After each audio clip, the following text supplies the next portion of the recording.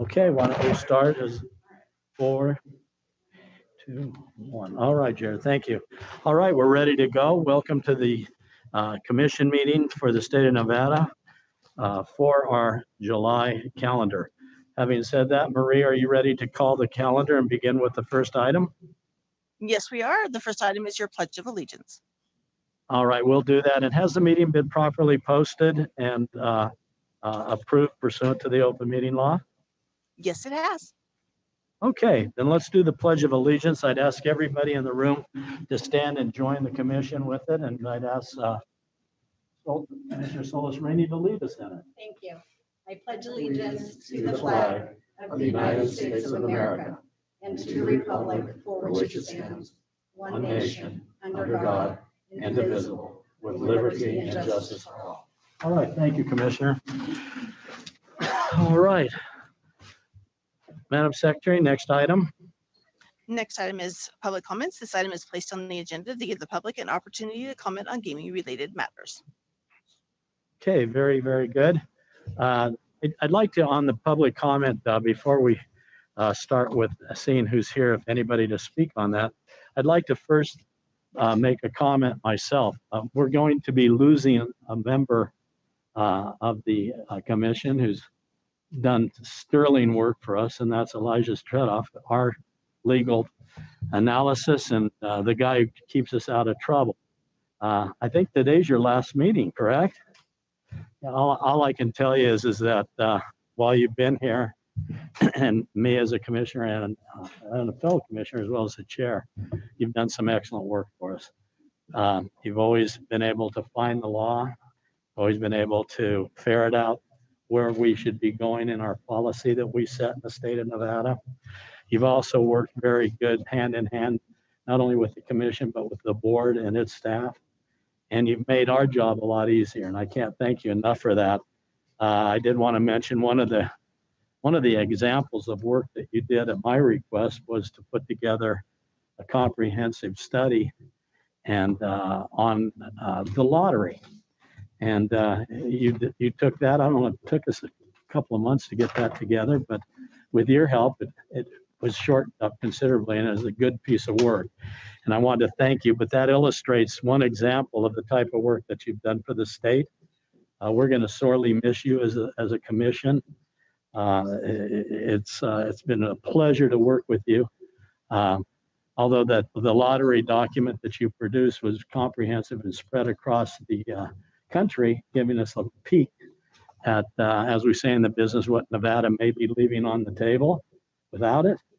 It was an interesting work, and I would allow you, if you wish, for anybody to contact you who wants to see that work that you did, to please contact you, and you're free to disclose if you would like to disclose it to them. But good work, and wishing you very well. And it's time for your career to take a fork in the road and shoot like a rocket right to the top in private practice. So having said that, I know my fellow commissioners may or may not have something to say. Commissioner Cohen. Thank you, Mr. Chair. I share in the chairman's comments regarding you, Elijah. I've turned to you early in the morning, I've turned to you midday, and I've turned to you late at night with questions, concerns. You've always been there for the research. You've given me in particular incredible knowledge on how to handle, certain aspects. I can tell you I personally will miss you greatly. I can tell you that, speaking on behalf of my fellow commissioners, they're going to all miss you incredibly. I wish you nothing but the best, in your new capacity. I consider you a friend. So good luck. We appreciate your service. Very well. Commissioner Brown. If I may briefly, I know I've only known you for about a year, but you have been such a delight to work with, and you are ready to do anything it takes to make my life easier and everyone else's lives easier. I mean, you come over to the house, you drop off our binders, you answer questions, even if it's 120 degrees outside. And I just want you to know I appreciate you. Thank you for the warm welcome, for answering all my silly questions, whether they're big questions or little ones, and just making me feel so welcome. We'll definitely miss you. Thank you for all of your hard work, and good luck. Thank you, Commissioner Brown. Commissioner Roses. Thank you. Seems like everything that I would have said has been said, Elijah, but I also want to just express my appreciation to you. You've always been a tremendous help and responsive to every request that I've ever made of you. You're a pleasure to work with, and I wish you the very best of luck. Thank you. Very good. All right. Well, you have a few friends left. I don't know if you want to comment now or later on in the agenda, but you're sure free to say what you'd like to say. Well, I'll just say, I won't keep the meeting up right now, but I'll just say, first off, thank you all for your comments. You humbled me with them, and it's been an absolute pleasure working with you. And I do have some, a little more robust comments, but I can, if with your permission, Chair, deliver them during the administrative report so we can get to the agenda. Absolutely. Thank you. On your last day, how can anybody deny anything you want to ask for? As long as it's not a raise. Well, thank you. All right, very good. All right, Marie, our next item. Any Yes, your public next item comment is- here? Yeah, comment. There's no one in Carson City for public comment. No comment on Carson. Okay. All right, well, very good then. I don't have any other comments. I don't see if there's anybody here that has any public comments they wish to make. I don't see anybody. I guess we can, without having anybody make the comments, we can close this portion of the public comment and proceed with the agenda. Next item on your agenda is the approval of the prior month disposition pursuant to NRS 241.035. This item is the consideration of the approval of the Nevada Gaming Commission disposition for June of 2021. All right, do we have a motion? I move to approve the prior month's disposition. All right, very good. We have a motion made. All in favor, say aye. Aye. Motion passes unanimously. Okay, next item. Next item are your consent agendas for non-restricted items. Your items on non-restricted consent agenda this morning are items 1, 2, 6, 8, and 12. Chairman Moran, I believe we have disclosures and a recusal on these items. Thank you, Madam Secretary. I believe we have a disclosure on 1, 6, and 12 on the consent agenda. Commissioner Brown? Thank you very much, Chair. I do have some disclosures and I'll try to keep it brief. For non-restricted item number 1, Scientific Games is adverse in 2 matters handled by Lewis Roca, the firm where I am a partner, in matters in which I'm not personally involved. I have no pecuniary interest in the outcome of this agenda item. I do not believe the independence of judgment of a reasonable person in my position would be affected by the relationship described on the record, and I therefore intend to participate. As for item number 6, Golden Entertainment is a client of Lewis Roca, the firm where I am a partner, in which I am not personally involved. And I also have a disclosure to make for Century Gaming Technologies, which is non-restricted number 12, for a related entity by the name of Century Games PTE Limited, which is a client of Lewis Roca, the firm where I'm a partner. I have no pecuniary interest in the outcome of any of these agenda items. I do not believe the independence of judgment of a reasonable person in my position would be affected by the relationship described on the record, and I therefore intend to participate. Deputy Attorney General Breinig, are these disclosures satisfactory under NRS 281A.420 and in compliance with the disclosure requirements? Yes, Commissioner, the disclosures are adequate. Thank you. Okay, very good. Any other disclosures? Commissioner Solis Rainey? Thank you, Mr. Chairman. I have a disclosure with respect to non-restricted item number 2 on the consent agenda. For the record, I'm a partner in Morris Law Group, and my firm and I are currently representing Play AGS in litigation unrelated to the item before us. Although the revenue generated by this matter is not material to the firm and I have no other pecuniary interest in the item before us, I will recuse from participating in the voting on this matter out of an abundance of caution. All right, thank you, Commissioner. All right. Not seeing any other disclosures. I believe we're ready for a motion. Do I have a motion maker on that? Yes, Mr. Chairman, I would move for non-restricted items 1, 2, 3, 6, 8, and 12 approved pursuant to the recommendations of the Gaming Control Board. All right, motion made. I'll call for the vote unless there's discussion. All in favor? Aye. Chairman Aye. Moran, Opposed? I don't. Yes. it's items 1, 2, 6, 8, and 12. Item 3 is not on consent. Okay, 1, 2, 6, 8, and 12. That's correct. Those are the items. We have a motion to approve the consent agenda with the disclosures. And who made the motion? Commissioner Cohen made the motion. All in favor signify by saying aye. Aye. Opposed? All right, matter unanimously passes. All right, Madam Secretary, let's go to the next consent agenda. Next is your restricted consent. Your items on restricted consent this morning are items 3, 4, 5, 6, 7, 8, 10, 11, 12, 13, and 14. I believe we have disclosures on these items also. That's correct. I believe we have a disclosure on 5, 6, 13, and 14. Commissioner Brown? Thank you, Chair Moran. I do have a disclosure to make for Century Gaming Technologies, which are restricted consent items 5, 6, 13, and 14 in connection with a related entity by the name of Century Games Pte. Limited, which is a client of Louis Roca, the firm where I am a partner. I have no pecuniary interest in the outcome of this agenda item, any of these agenda items, and I do not believe the independence of judgment of a reasonable person in my position would be affected by the relationship described on the record, and I therefore intend to participate. Deputy Attorney General Breinig, is this disclosure satisfactory under NRS 281A420 and in compliance with the disclosure requirements? Yes, it is, Commissioner. Thank you. Okay, very good. We'll call for the vote. Unless there's discussion, all in favor signify by saying aye. I'll make a motion, Chair. Oh, I'm sorry. I'm on the new game bar. I'm ahead of myself. Because we Go ahead. can't breathe. Yeah, exactly. Thank you, Exactly. Mr. Chairman. I move for approval of restricted items number 3, 4, 5, 6, 7, 8, 10, 11, 12, 13, and 14. All right, very good, Commissioner Solis Rainey. We have a motion now. All in favor signify by saying aye. Aye. Opposed? All right, motion passes. All right, Madam Secretary, I think that takes us to new game. That is correct. It's you have one request for final approval of a new gaming device. That item is Arcadia, submitted by WiMAX Development Pty Ltd. The applicant is participating today via Zoom from Australia, and Chief Barbie, I believe, is available in Las Vegas for any questions. The recommendation of the Gaming Control Board is for approval. All right, very good. Do we have an applicant and with us on this? I don't see anybody. Oh, good morning. Good morning. All right, could you state your name on the record and who you're with? My name is Daryl Bridges. I'm a CTO and COO at WiMAX Gaming. Okay, very good.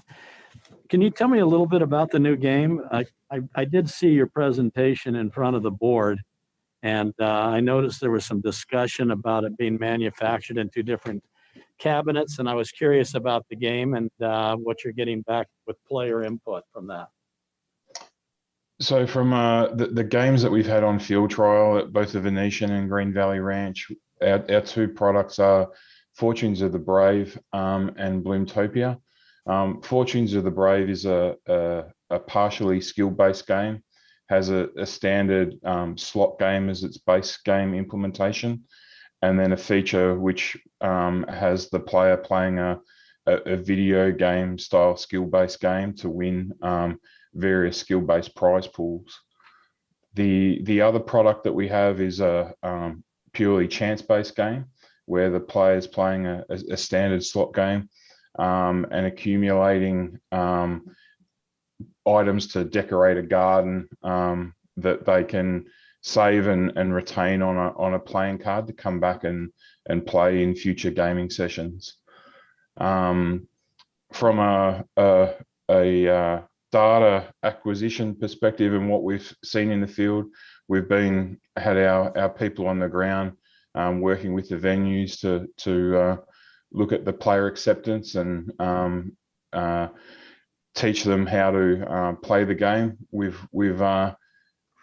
definitely seeing a difference in the type of player that's attracted to both of the games, with obviously the video game needing an element of skill and interaction.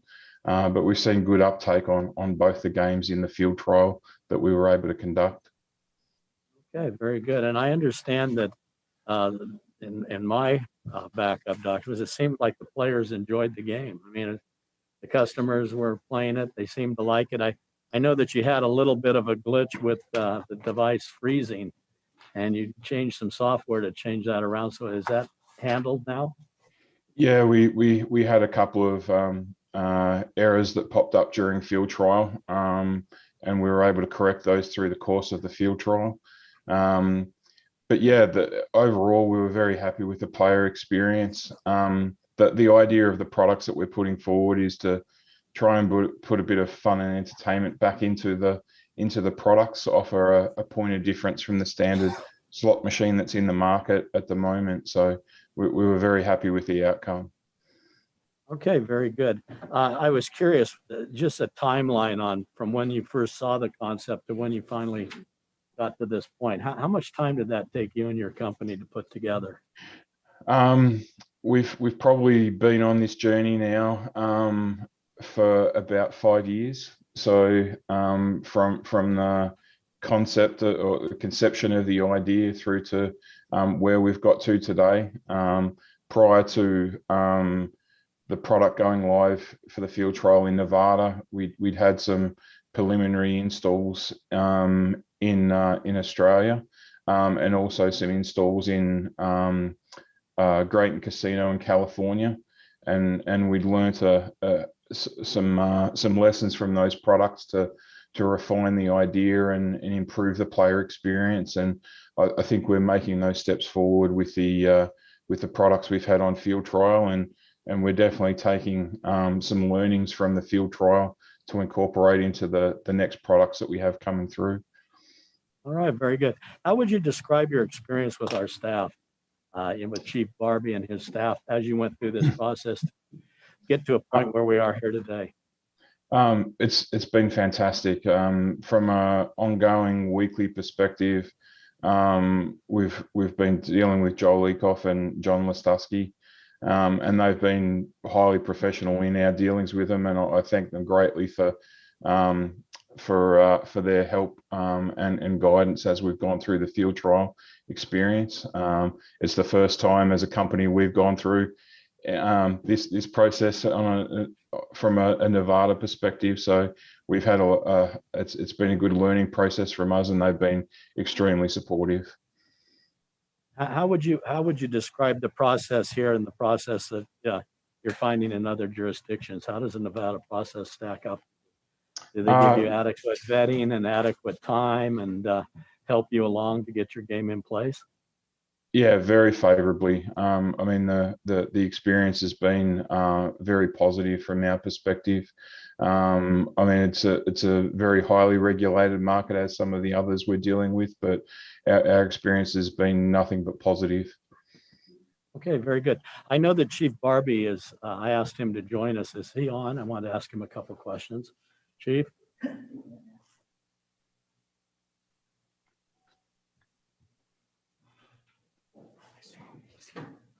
Is he here?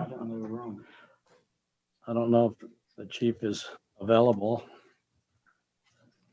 Well, we'll continue on. I only had a couple of questions for him, and we can dispense with those. They're not real earth-shattering ones. Okay, I don't have any other questions. I appreciate you joining us at this time. I'm going to go to my fellow commissioners. I don't know if they have questions, but we'll find out. Commissioner Brown. Just a quick one. Thank you. How are you, Mr. Bridges? Very good, thank you. What time is it there? It's 3:22 in the morning. Oh, well, then I'll make it quick. I just have one question for you. I really like the name Fortunes of the Brave Dragon Forge. What was the inspiration for that? Was that something from somebody's childhood? How did that come about? From the amazing imagination of our game design team. That definitely a creative bunch of people. How they circled in on that exact name, I can't speak to exactly, but we have a great creative team here that have some good backstories to give context to the games we create. And as I said earlier, we're really looking to put a entertainment focus into the products that we're providing to the market, and to have that backstory in our minds as we're creating the products is definitely at the forefront of our minds. Thank you, sir. Well, I will let you get some rest. I have no other questions. I'm prepared to make a motion unless somebody has questions. All right, very good. Thank you. Yes, Commissioner Solis Rainey. Thank you, Mr. Chairman. Good morning or evening, Mr. Bridges. Thank you for being with us. I just had a quick question with respect to what the player actually took away from them. If they, were playing the game, accumulated some weapons or whatever it is that they accumulate, and then want to leave but come back later. Do they get a piece of paper that scans to bring their information back up? The information that the player can retain is purely aesthetic, relating to the game, be they armor items or things that they're non-game affecting. But that information is stored on an RFID card, and we have a RFID card dispenser that resides in the machine. So if a player plays for the first time, they get the option to collect and save, and a card will be issued to them, which they then bring back in during the next play session and insert into the same device, which is also a reader as well as a dispenser. So all of that's done via RFID technology. If they do that multiple times, do they keep using the same RFID card? Yeah, If they insert so- it back, it just kind of builds on it? Yeah, so when they come back, they insert it in, it holds it in escrow during their play session. And again, once they finish, they can update the saved information to their card and issues them back the same card. Thank you. I was just having a hard time visualizing that, so I appreciate your explanation. Thank you, not a Commissioner problem. Solis Rainey. I see the chief has joined us. Chief, come on up for a minute. Good morning, Commissioners. As you know, the applicant had some good things to say about our staff and the vetting of that, which I'm glad of. I was going to ask you, you looked at this machine at length, I know, and I was curious about if you found that this machine and this device has all the safeguards to protect it from cheating at gaming, cheating the machine somehow. Did you find all those different kind of steps in this machine when you went through your review of it to ensure that the machine is on the up and up and that the machine, in fact, isn't susceptible to being cheated? Yes, Mr. Chairman. During our review and review of the independent test lab, the device was found to meet all of our technical standards, and those we do have standards that address, potential compromise of the device. And there's nothing in our review that would indicate that the device could be cheated in any way. Okay, so you're comfortable with it? Yes, I am. All right, thank you. It's always good to see you, and thank you for coming down today. I'd asked you to come down. I wanted to hear that one part about it. You're about the only one who could tell me that answer. I appreciate it. Well, I appreciate it. I apologize for my tardiness. Though. That's all right. We track you down in gaming, right? Definitely. All right, all right. Thank you. All right, very good then. Do the commissioners have any other questions? Are we ready for a motion? Okay, do we have a motion maker? Yes, Chair. I move for final approval of gaming device Arcadia. Okay, very good. We have a motion. Any discussion on the motion? No discussion. Okay, I'll call for the vote. All in favor, say aye. Aye. Opposed? All right, motion passes, and good luck to you, sir, and good luck with your gaming device, and we hope to see more of you here. Thank you very much, commissioners, and appreciate the inclusion today from the other side of the world. Well, thank you. We hope to get around there someday and see what you're doing over there. That'd be Take great. care. Thank you. Bye. Thank you. All right, Madam Secretary, next item. Next item is your first non-restricted item held up for discussion. That is non-restricted number 3, which are the applications of Penn National Gaming, Inc. for a continuous or delayed public offering, and Tropicana Las Vegas, Inc. to guarantee securities and hypothecate assets in conjunction with a continuous or delayed public offering. The recommendation of the Gaming Control Board is for approval. All right, very good. I see Mr. Giordano. Good morning. You have a busy day here on this agenda. Well, thank you. Good morning, Chairman Moran, members of the Commission, Madam Secretary. For the record, Greg Giordano, the law firm of McDonald Carano, on behalf of the applicants, Penn National Gaming, Inc. and Tropicana Las Vegas, Inc. First, Mr. Chairman, let me thank you for waiving the appearance of Chris Soriano so he doesn't have to travel back out from Philadelphia to Las Vegas. So we really appreciate that. As I mentioned, the board meeting, this is Penn National's, I believe, 5th shelf public offering approval since they became registered with the Nevada Gaming Commission as a publicly traded company, and really don't have any other presentation other than that, Mr. Chairman. Just happy to answer any questions you may have, but again, it's just a pretty standard shelf public offering approval for next All right. 3 years. Thank you, Mr. Giordano. I appreciate always seeing you here in front of us, and you do such a good job. I watched you at the board. I also watched you and Mr. Soriano not only at the board meeting, but also participated in RUMP as most of the commissioners watched that. I was curious if you could just tell us a little bit about, briefly, if you could, what's going on here. And I wanted to ask you about the use of the proceeds, and if you could also tie that into the May 2020 issue of 9.2 million shares and the September 2020 issue of 16.1, I believe, million shares. And I think you raised something like 345 million and 330 million for a total of 981 million from those. And like you said, there's been 5. So my first question on that is just tell me a little bit, if you could touch on that, and a little bit about what we're doing here. Well, usually the shelf public offerings allow the company to take advantage of market conditions, whether with an equity offering or a debt offering. Usually the proceeds of those are either used for general corporate purposes. They may have some targeted and intensive acquisitions, things like that. So there's all different sort of purposes. No, nothing identified with respect to the shelf approval, what those potential public offerings might be used for, but just to cover basically the gamut of possible uses of things that might be done over the life of the shelf public offering, which the current one expires this month, obviously, after a previous 3-year approval. The previous other public offerings were done by the company to raise funds for different things. There's been some announcements of the company doing some certain things and doing some joint venture acquisition in Texas, for example, and perhaps in advance of maybe some kind of legalization of gaming in Texas. So the company just wants to be prepared down there. And so there's different aspects of what the company's doing. They always try to, revise their balance sheet, to reduce debt by offering more equity and so forth. Sometimes paying down debt, either with new financings or something. And to the extent of financing would be using public debt, they would be part of that. But usually most of the financings and debt these days are private placements. And so they aren't technically done under the shelf approval because they're not a public offering of debt securities. Very, very good. Thank you for that overview. I'm going to go to the my fellow commissioners and see if there's any questions. Like I said, I've seen this a couple of times, and you've been before us many times on this, I believe. And so we're ready for any other questions. Commissioner Cohen. Mr. Giordano, I just had a question regarding the application itself, regarding Tropicana, application to guarantee securities and hypothecate assets. Yeah.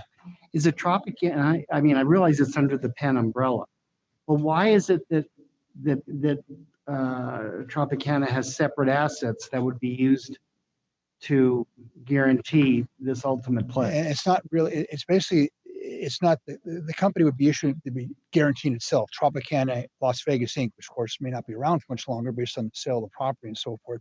But the bottom line is that Regulation 16, requires that in connection with the public offering, any corporate licensee, and it's limited to corporate licensees, that wants to guarantee its securities or hypothecate assets in conjunction with a continuously public offering has to get approval to do so.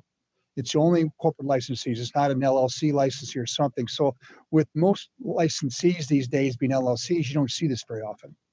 Boyd Gaming, for example, is a lot of corporate licensees, so you'll see it with them as well. But this is just simply to allow Tropicana Las Vegas Inc. to, if required, as I mentioned, as part of the public offering, most likely debt securities. It has to be a public offering of debt securities to guarantee those debt securities, or agrees to hypothecate its assets, pledge something as in conjunction with the public offering of those debt securities. This approval allows them to do that in connection with public offering being done under the shelf approval, so they don't have to come up either at the time of the shelf public offering approval for the debt offering to get approval for this at the time. It's all done like a blank check, if you will, along with Penn's public offering approval for the continuous or delayed public offering. Perfect answer. I figured it had to be that in Tropicana you're treating it as a standalone because of what may happen. Yeah, it's a requirement reg 16. Very good. Thank you, sir. Sure. All right, very good. Any other questions?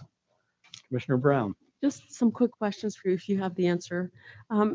I noticed that your client has experienced some trouble with the labor market, which is not unusual right now. Can you tell me if there's anything that's being done to incentivize people, anything to get them in for longevity? Do you have any information on that for us? Well, I know there's some, in Nevada, there's an issue with respect to staffing up at the jackpot on the border with Idaho, and that's challenging for them. It's everywhere else in the town, but you can imagine a jackpot way out in the middle of nowhere.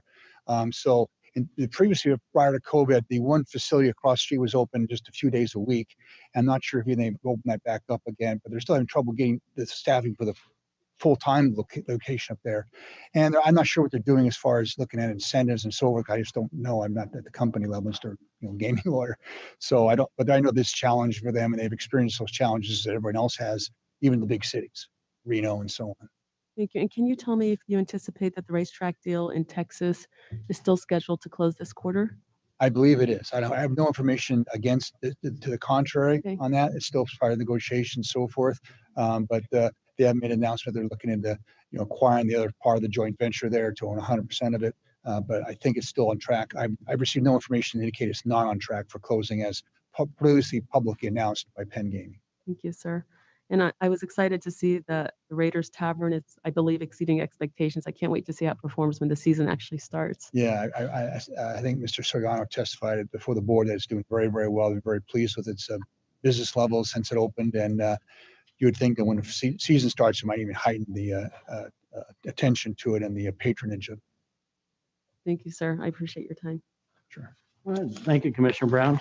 Commissioner Solis Rennie? I don't have anything further. Chairman. Okay, very good. Commissioner Cohen?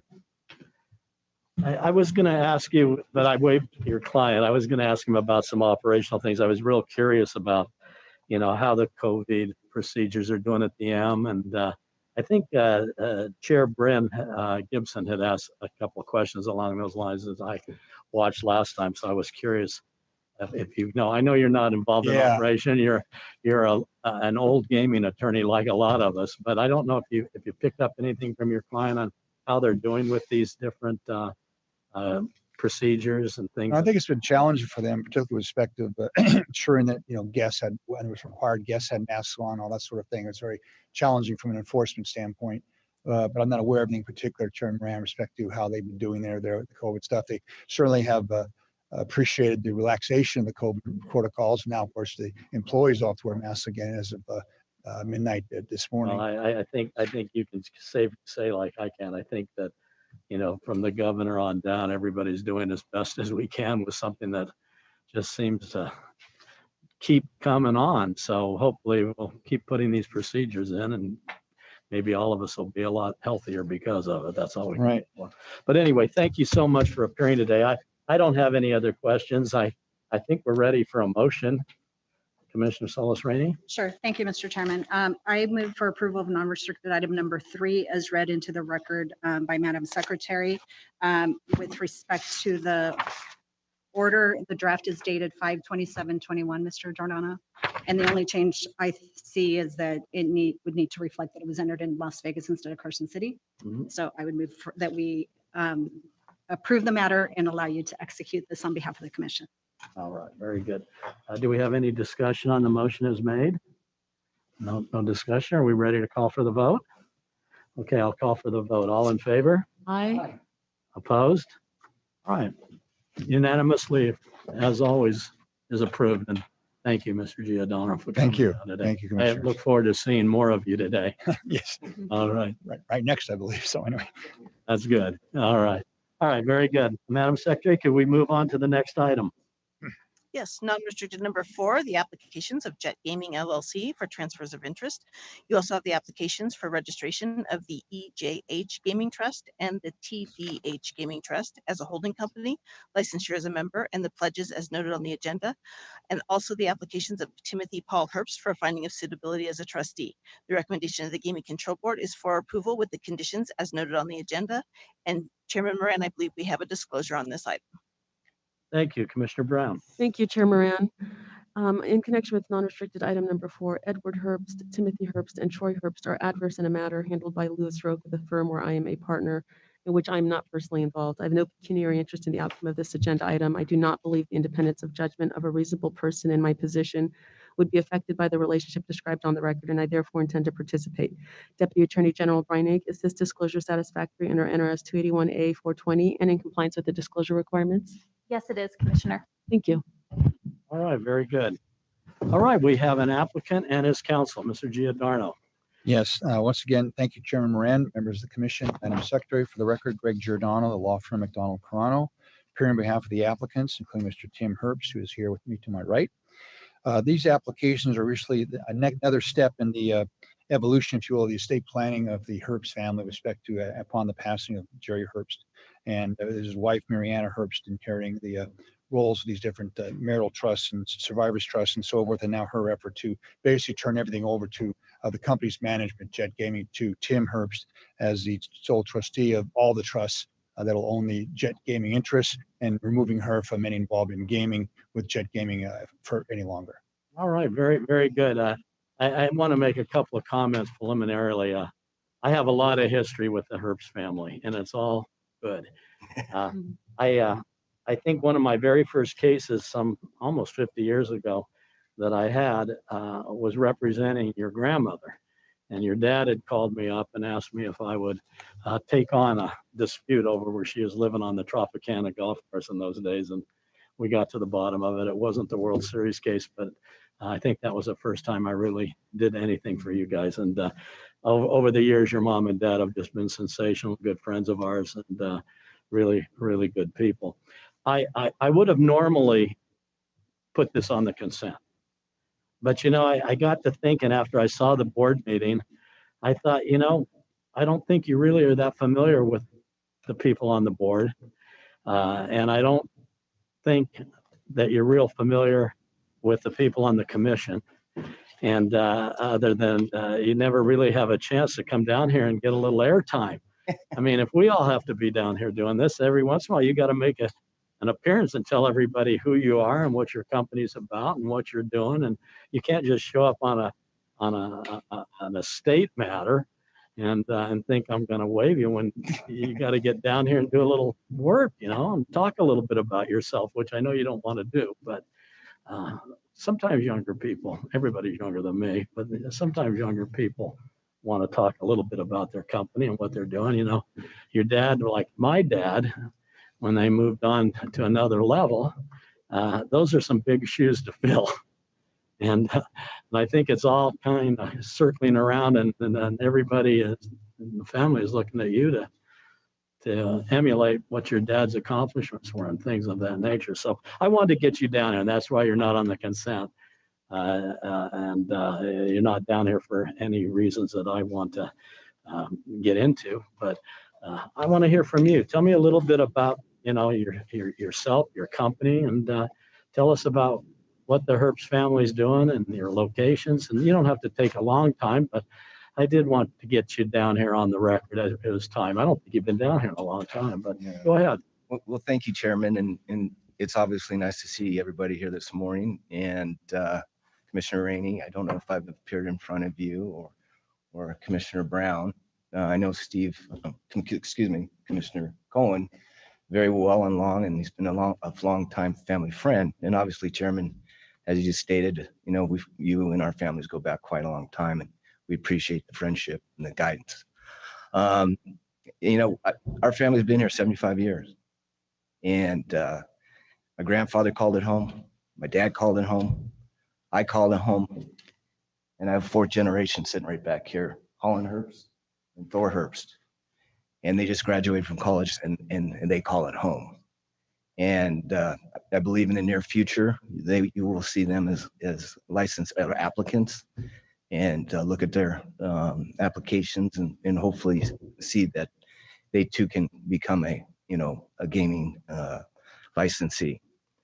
I've not seen a lot of you in time. I see obviously these 2 in social areas, and I don't get around too often to the board. And I was thinking about when John called, that you need to get back in front, and you need to let them know who you are, who your family is, and where you're going, what you're doing. Just other than that, not much more than that. Don't get too complicated. And I just got, and Steve said the same thing too. Commissioner Cohen did. And I said, yep, let's do that, and get in front of you and feel the heartbeat of what we do and what we're doing.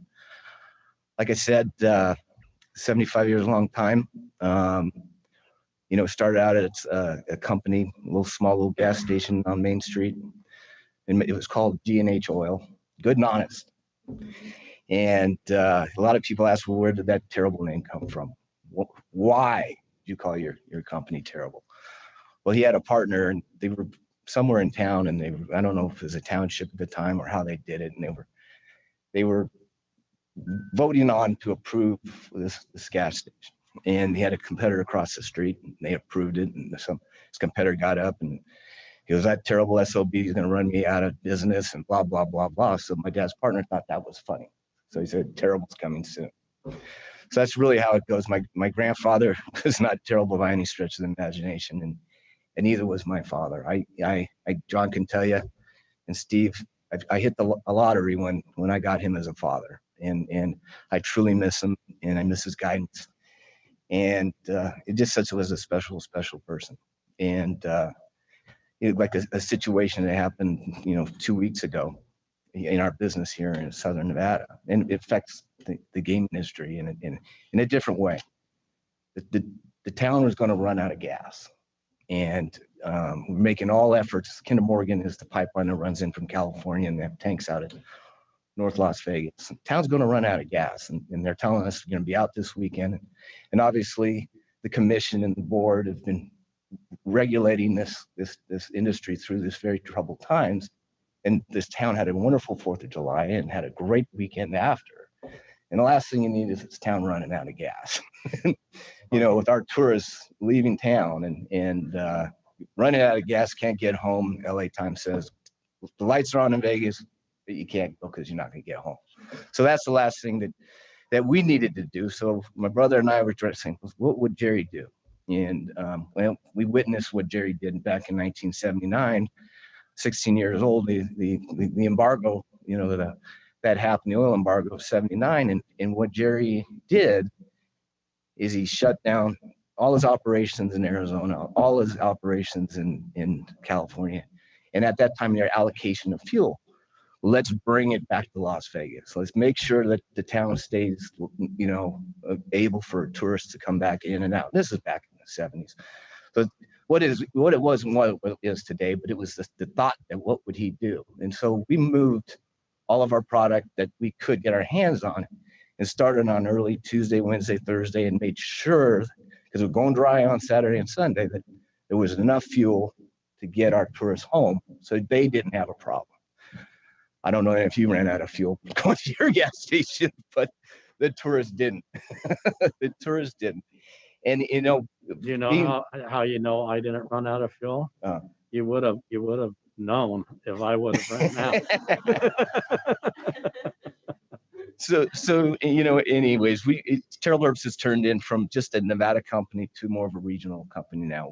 We're operating in Oregon. I mean, not Oregon, Utah, Arizona, and California.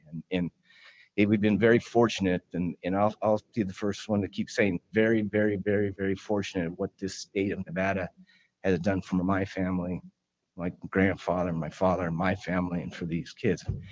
And with that comes a lot of responsibility.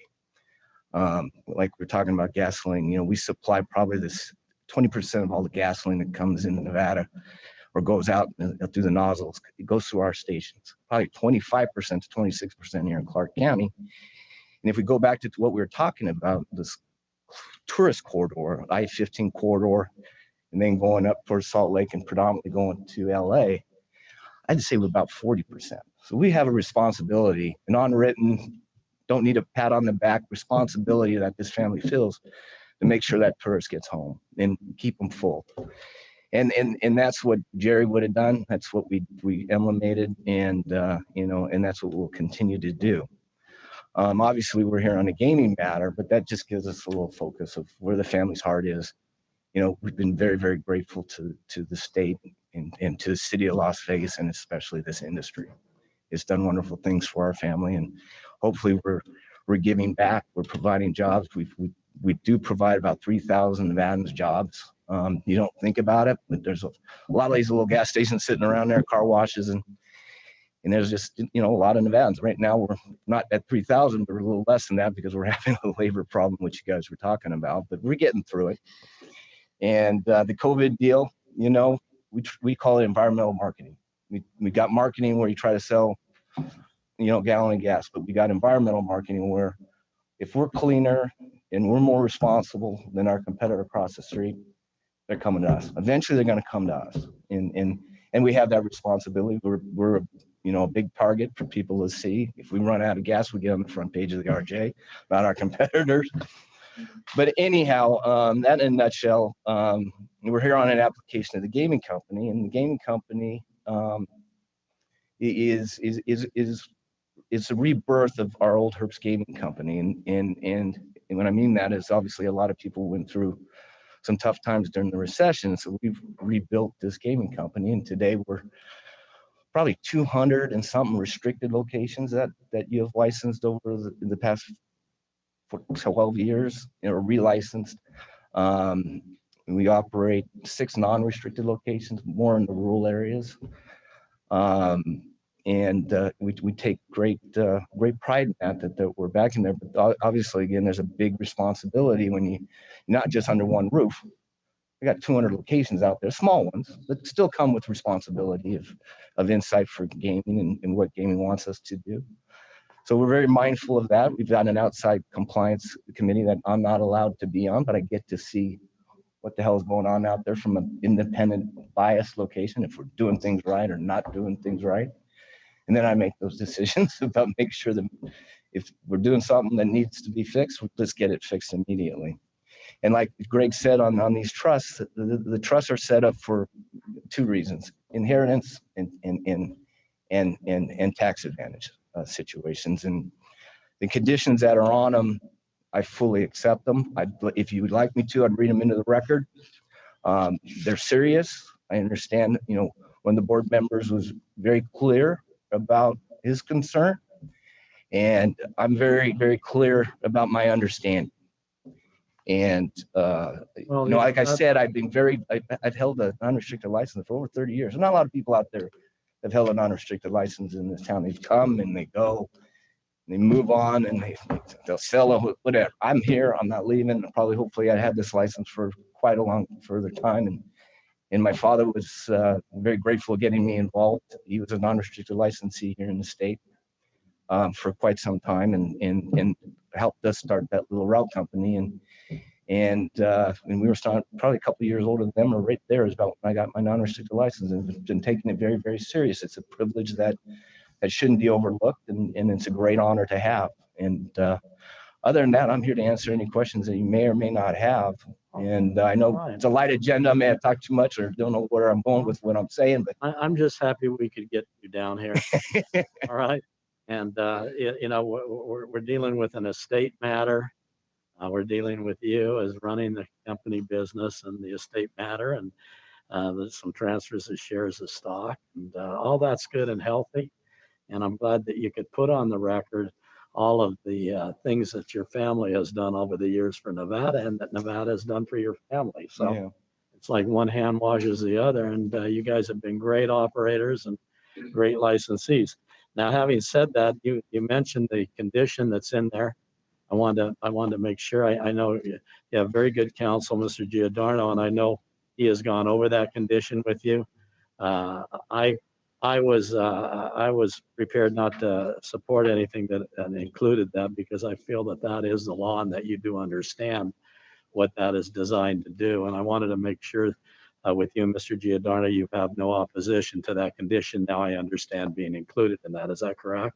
That's correct, Mr. Chairman. And also, Member Cohen, is that the fact is that those provisions really already in the trust documents in Article 11 among the gaming regulatory restrictions is that there cannot be any distributions or any transfers to anyone who's an unlicensed beneficiary of the trust, including the settlors of their own trust, that being Edward Jerry Herbst and Troy Dedrick Herbst. So that's just mirroring what's already in the trust documents that they're already have to abide by under Article 11 of the trust documents, and they just mirror those provisions, and absolutely no objections to the conditions as were set forth on the agenda. Well, very good. And like I said, but for wanting to see you down here with your family, which I'm glad you brought down some of them, and I don't have any questions beyond that. I would see if many of my fellow commissioners have any questions. If not, I'm ready for a motion. Commissioner Cohen, do you have any questions? I just wanted to state the application is in perfect shape. Everything Mr. Herbst and your counsel, Mr. Giordano, stated is accurate. We're viewing this as strictly, the license and the applications necessary for the furtherance of the estate planning. And then I just wanted to say something off the beaten path. I'm so proud that you brought your, two of your kids here today. I think that is great. Fourth generation. We hope to see you soon. But anyway, with that, I'm prepared to make a motion unless my colleagues. All right. Thank you, Mr. Chairman. Yes. Thank you. First of all, thank you for being here, Mr. Herbst, and for giving us that background. I think you've been a wonderful community member. I've seen you grow since 1973 to now, so I've seen a lot of the growth in your company and a lot of the good things you've done for the community. I have a question. I think it's maybe for your counsel. I just wanted to understand the purpose and the effect of the pledge that's being done for these two trusts? Yeah, there's Jet Gaming has previous financing. Mhm. And so all the financing requires all the subsidiaries, which are basically the trust. In this case, before it was just simply Tim's trust, the Timothy Herbst Gaming Trust had to pledge its membership interest in Jet Gaming as security for that financing. So now that these two trusts, the TDH Trust and the EJH Trust, are getting ownership in Jet Gaming membership interest, those have to be pledged also now as security for that financing. So this is a permission, approval for that trust to pledge their Jet Gaming membership interest, now 1/3 each, as security for that previous financing. Okay, and it's financing on behalf of Jet Gaming, not anything to do with the two individual trusts, correct? No, correct. They're just because they own the Jet Gaming financing requires that all the memberships of Jet Gaming be pledged as security for that financing in Jet Gaming. And so with these two trusts now owning membership interests, they have to be pledged as well, just as the Tim Herbst Gaming Trust was previously pledged its gaming membership interest to the trust. Understood. the I finance. appreciate that. I just wanted to make sure that that was reflected in the record. The difference for me was just that the other trusts had come forth for licensing, and these two. And in fact, this is basically replacing the marital trust of the Herbst Gaming Trust and the survivors trust, Herbst Gaming Trust, got permission previously to pledge their membership interest in Jet Gaming, the 2/3 it owned, to the financing, to the lender. So this is now, since they're distributing those shares now to the two trusts, 1/3 each, those trusts now are stepping in the same sort of shoes, if you will, and pledging their membership interest in Jet Gaming to the same lender on that previous financing to Jet Gaming. Okay, thank you, Mr. Giordano. My question, I just wanted clarification that that was on behalf of Jet Gaming and not the individuals that are not, the brothers that are not currently coming forth for licensing. No, the financing, the obligor and borrower is strictly Jet Gaming LLC. Appreciate it. Thank you so much. Thank you, I don't have anything Commissioner Rose. further. Thank you, Commissioner. Commissioner Brown? Thank you. Just quickly. So in the avoidance of doubt, the survivor trust of the Herbst Gaming Trust, which had the 33.3350%, will transfer 50/50 to EJH and TDH Gaming, correct? Correct. And the same transaction is going forward with the marital trust of the Herbst Gaming Trust, which 33% is now being bifurcated to the other two, Correct. to the Troy and Edward trusts respectively. Correct, Sharon Beth. So at the end of the day, you're gonna have basically the three sons trusts owning 1/3 each of Jet Gaming LLC. And of course, while Tim is licensed, he can do whatever he wants with his shares and the proceeds distributed to the Tim Herbst Gaming Trust, but the Troy and Ed cannot until they're licensed as beneficiaries of their trust. But with Tim Herbst being the trustee, and as I said, the board, more than likely, it'll be more of a estate planning tool for them as well. And they will likely just pass everything through to their children. And so you'll be seeing, besides Tim's children here who are now over 21, when they get over 21 or are 21, they may become forward shortly for licensure as beneficiaries of all the different respective trusts of their parents.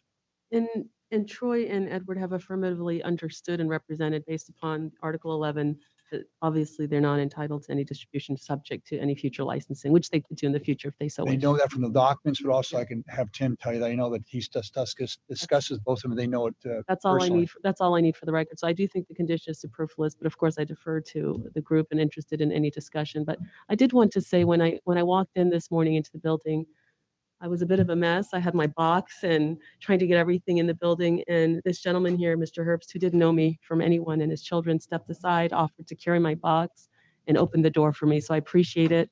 And I think you show great humility and you're very considerate and kind. And I think that transcends everything you do for our community. So I'm really glad you came here today. I know this is simply an estate planning matter, but it's really important for people like me. I mean, I grew up in Munich, Germany. I moved here in '93. I've wondered for years, why is it called Terrible Herbst? And you finally answered the burning question. So I think that was worth the visit in and of itself. So thank you for that.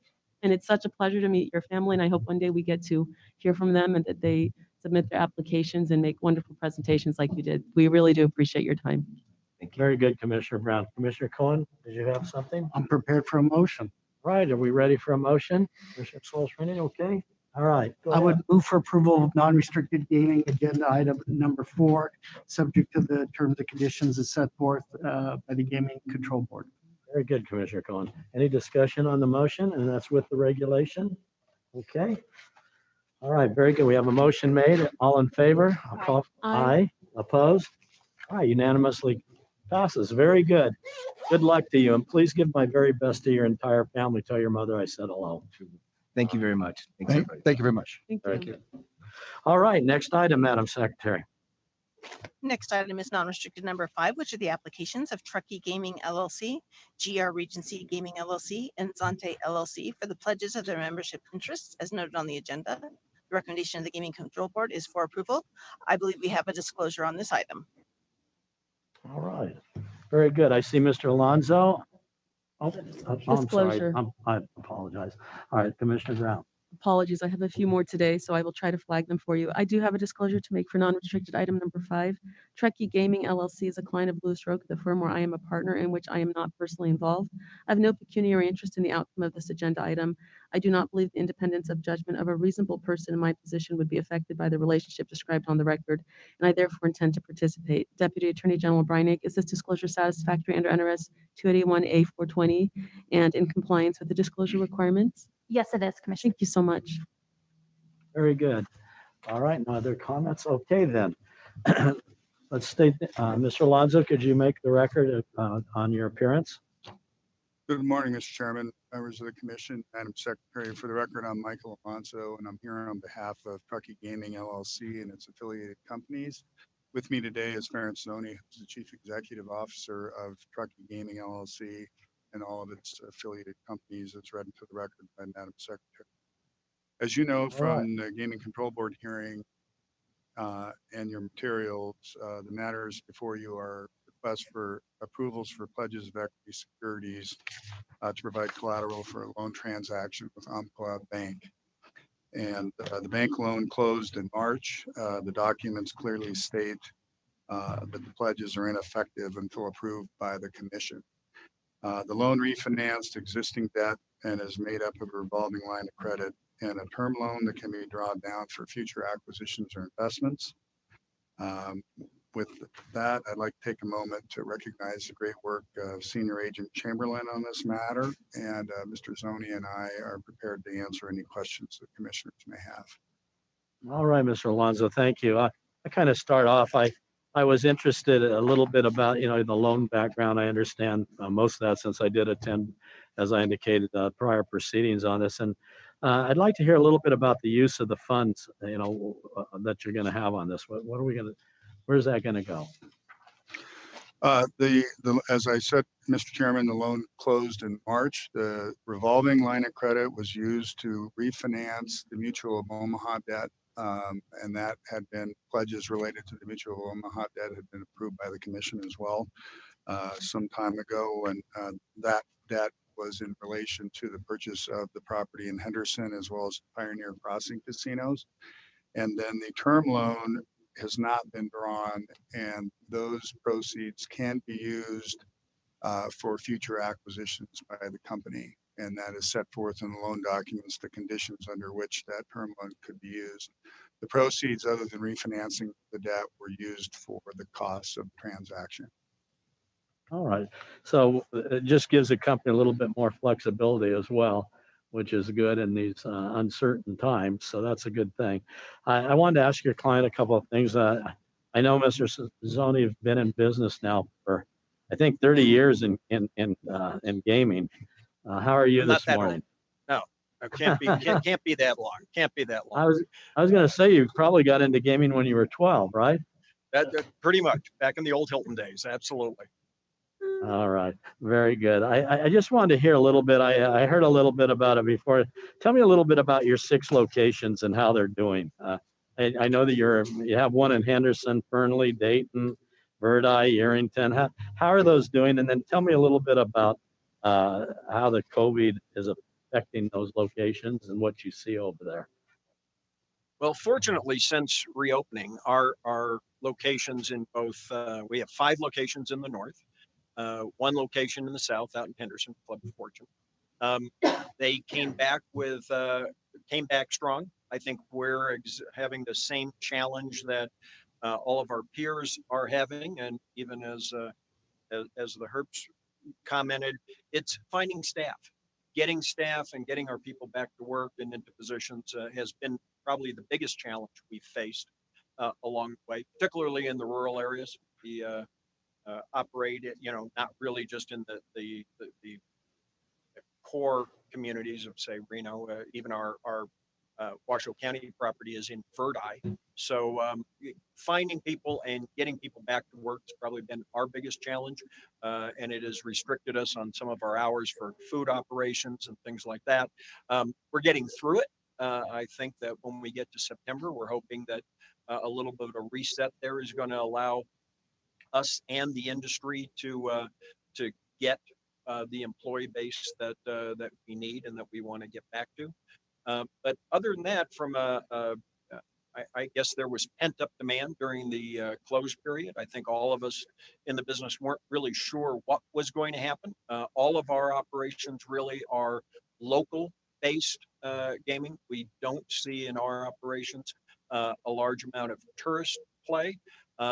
So we really weren't sure what was going to happen as we reopened. But fortunately, I think that the local gaming side of it bounced back rather quickly, and that part has been good for moving forward.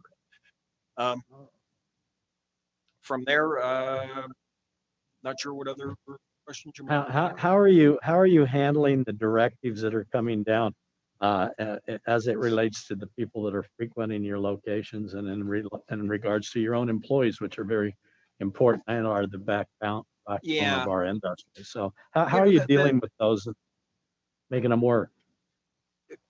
Actually, having direction helps. For an operator like ourselves, the idea of like the recently imposed in Clark County, the idea that employees, whether they're vaccinated or not, need to be masked, is actually a positive, because it kind of sets the ground rule, and it takes away that the issue you may have with employees that some want to wear, some don't. It makes our lives a little bit easier because it sets a pretty straight rule that makes it work. As noted, we operate in Dayton, Nevada, and Fernley. There, you find that as you get out of, I think, Clark County and Washoe County, you do find that both the guests and our employees have much stronger opinions on this, and are far stronger on their leaning of whether to be vaccinated and not wear a mask versus not be vaccinated but having to wear a mask, and that has been a challenge, and particularly in the rural areas on it. So actually having more guidance kind of helps us on it. So we're working through it. We'll see where it goes. We actually put out to all of our employees, letting them know what happened in Clark County, and could that happen in the rest of the state? Possibly. And that we need their help to get out there and get vaccinated if they're willing to do so. And if not, it's probably best that they wear their mask. So we'll see. It'll be an interesting next 30, 60 days to see how we get through this. All right. Well, thank you. And again, this was another one like the one preceded you on the herbs, and it was like, I really felt like putting this on the consent agenda, but I did want to hear from you, and you've given me some insight into the outlying areas where you have your locations, and it's interesting what you're doing there and what people are doing there and the employees are doing there, and I appreciate you coming down today. I mean, a man like yourself who has 30 years in the gaming business, it's almost like you went for licensing in 2019, you went for licensing in 2020, now you're here in 2021. Who knows what's going to happen in 2022, but I'm sure it'll be something. And I always enjoy it when you come down, especially somebody like yourself who's been at it so long. So I want to thank you. I don't have any other questions at all. I'm going to see if my fellow commissioners have questions or ready for a motion or whatever you'd like. Commissioner Brown. Thank you very much. Just a quick question about the loan to GR Regency. I note that it was extended in terms of maturity date from December 2023 to September 1st, 2026. As you sit here now, are there any plans to further extend that maturity date? Commissioner Brown, that was extended as part of that was requested by Umpqua Bank that be extended for that period of time. The Umpqua Bank, the credit line, I think, is a 5-year or 10-year, I'm sorry, the revolver's a 10-year, and the term loan's amortized over a 7-year period. So that extension, I don't think they're going to request any further extensions on that, but they wanted it extended, I think, from a standpoint of just kind of looking at ratios and covenants for that period of time. And I think that makes perfect sense. Thank you. And can you confirm whether the PPP loan has been forgiven yet? I know that you were working on obtaining the forgiveness, and the last I saw any information on that, it had not yet been forgiven. Do you know where that stands? Yes, we have received forgiveness on the PPP loan. Okay, good. That's a good development. And that's all I have. I really don't have any other questions. I appreciate the presentation. It's good to meet you. All right, Commissioner Brown, thank you. Any other questions from the commission? I don't see any. Do we have a motion? Sure, I'm prepared to make a motion on non-restricted item number 5, and I move for approval of this item as recommended by the Gaming Control Board and is read into the record by Madam Secretary. All right, very good. We have a motion, no discussion on the motion. I'll call for the vote. All in favor, say aye. Aye. Opposed? All right, motion unanimously carries. Thank you for coming down here today and sharing that insight. I appreciate it. I don't know, a guy who's been in gaming 30 years, I don't know. I thought maybe we should give an award or something for sticking in it. Good work and congratulations, and do well where you're at. Thank you very much, I- Mr. Chairman, members of the commission. Have a great day. All right, thank you. It's good to see you, Mr. Alonso, always. So take care and good luck. Thank All you. right, we'll move Thank on you. to the next item. All right. Madam Secretary? Next item is non-restricted number 7, which is the applications of JH Gaming Trust for registration as a holding company, licensure as sole member, Jeffrey Garcia Manuel for finding of suitability as trustee and beneficiary, and for licensure as manager and key employee. The recommendation of the Gaming Control Board is for approval. All right, good morning. Good morning, Mr. I Chairman. saw you earlier when I recognized you without a mask. You're trying to pull a fast one on me by wearing a mask, huh? Yes, sir. I'm always ready. I always have it on my pocket. Okay, why don't you state your name on the record and what we're doing here today? Yes, sir. Good morning, Mr. Chairman, member commissions, and Madam Secretary. Please speak up loud, though. Some of us have a difficult Yes. time hearing, especially with masks. My name is Jeffrey Manuel, and I am the general manager for the Jailhouse Motel and Casino.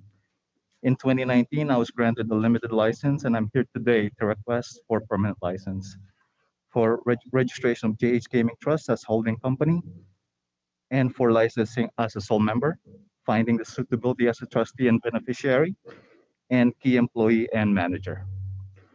The past 2 years were very interesting and challenging. Jailhouse core management and I were able to successfully navigate through the challenges. The first year, we successfully reduced costs, renegotiate contracts, like slot participation, building, signs, telephones. The second year, we were successfully navigated through the complete closure of the casino, consistently changing regulation and guidance for COVID-19. Our recent audit by the Tax and License Division resulted in a clean audit with no violation noted. Again, thank you again for your time and consideration for my license application, and I can answer any question you have. All right, very good. Thank you. And again, I saw you before and I heard all the questions, and I know Chair Bryn Gibson had asked you about how the business was doing. I heard your response to that, and I know Board Member Watkins had asked a couple of interesting questions as well. And I know that Board Member Casares had said that you had a good audit, and that's why from where you had been. And one thing in your application and then the process and the materials I got that I really wanted to touch on that I found very interesting. You wrote me a letter.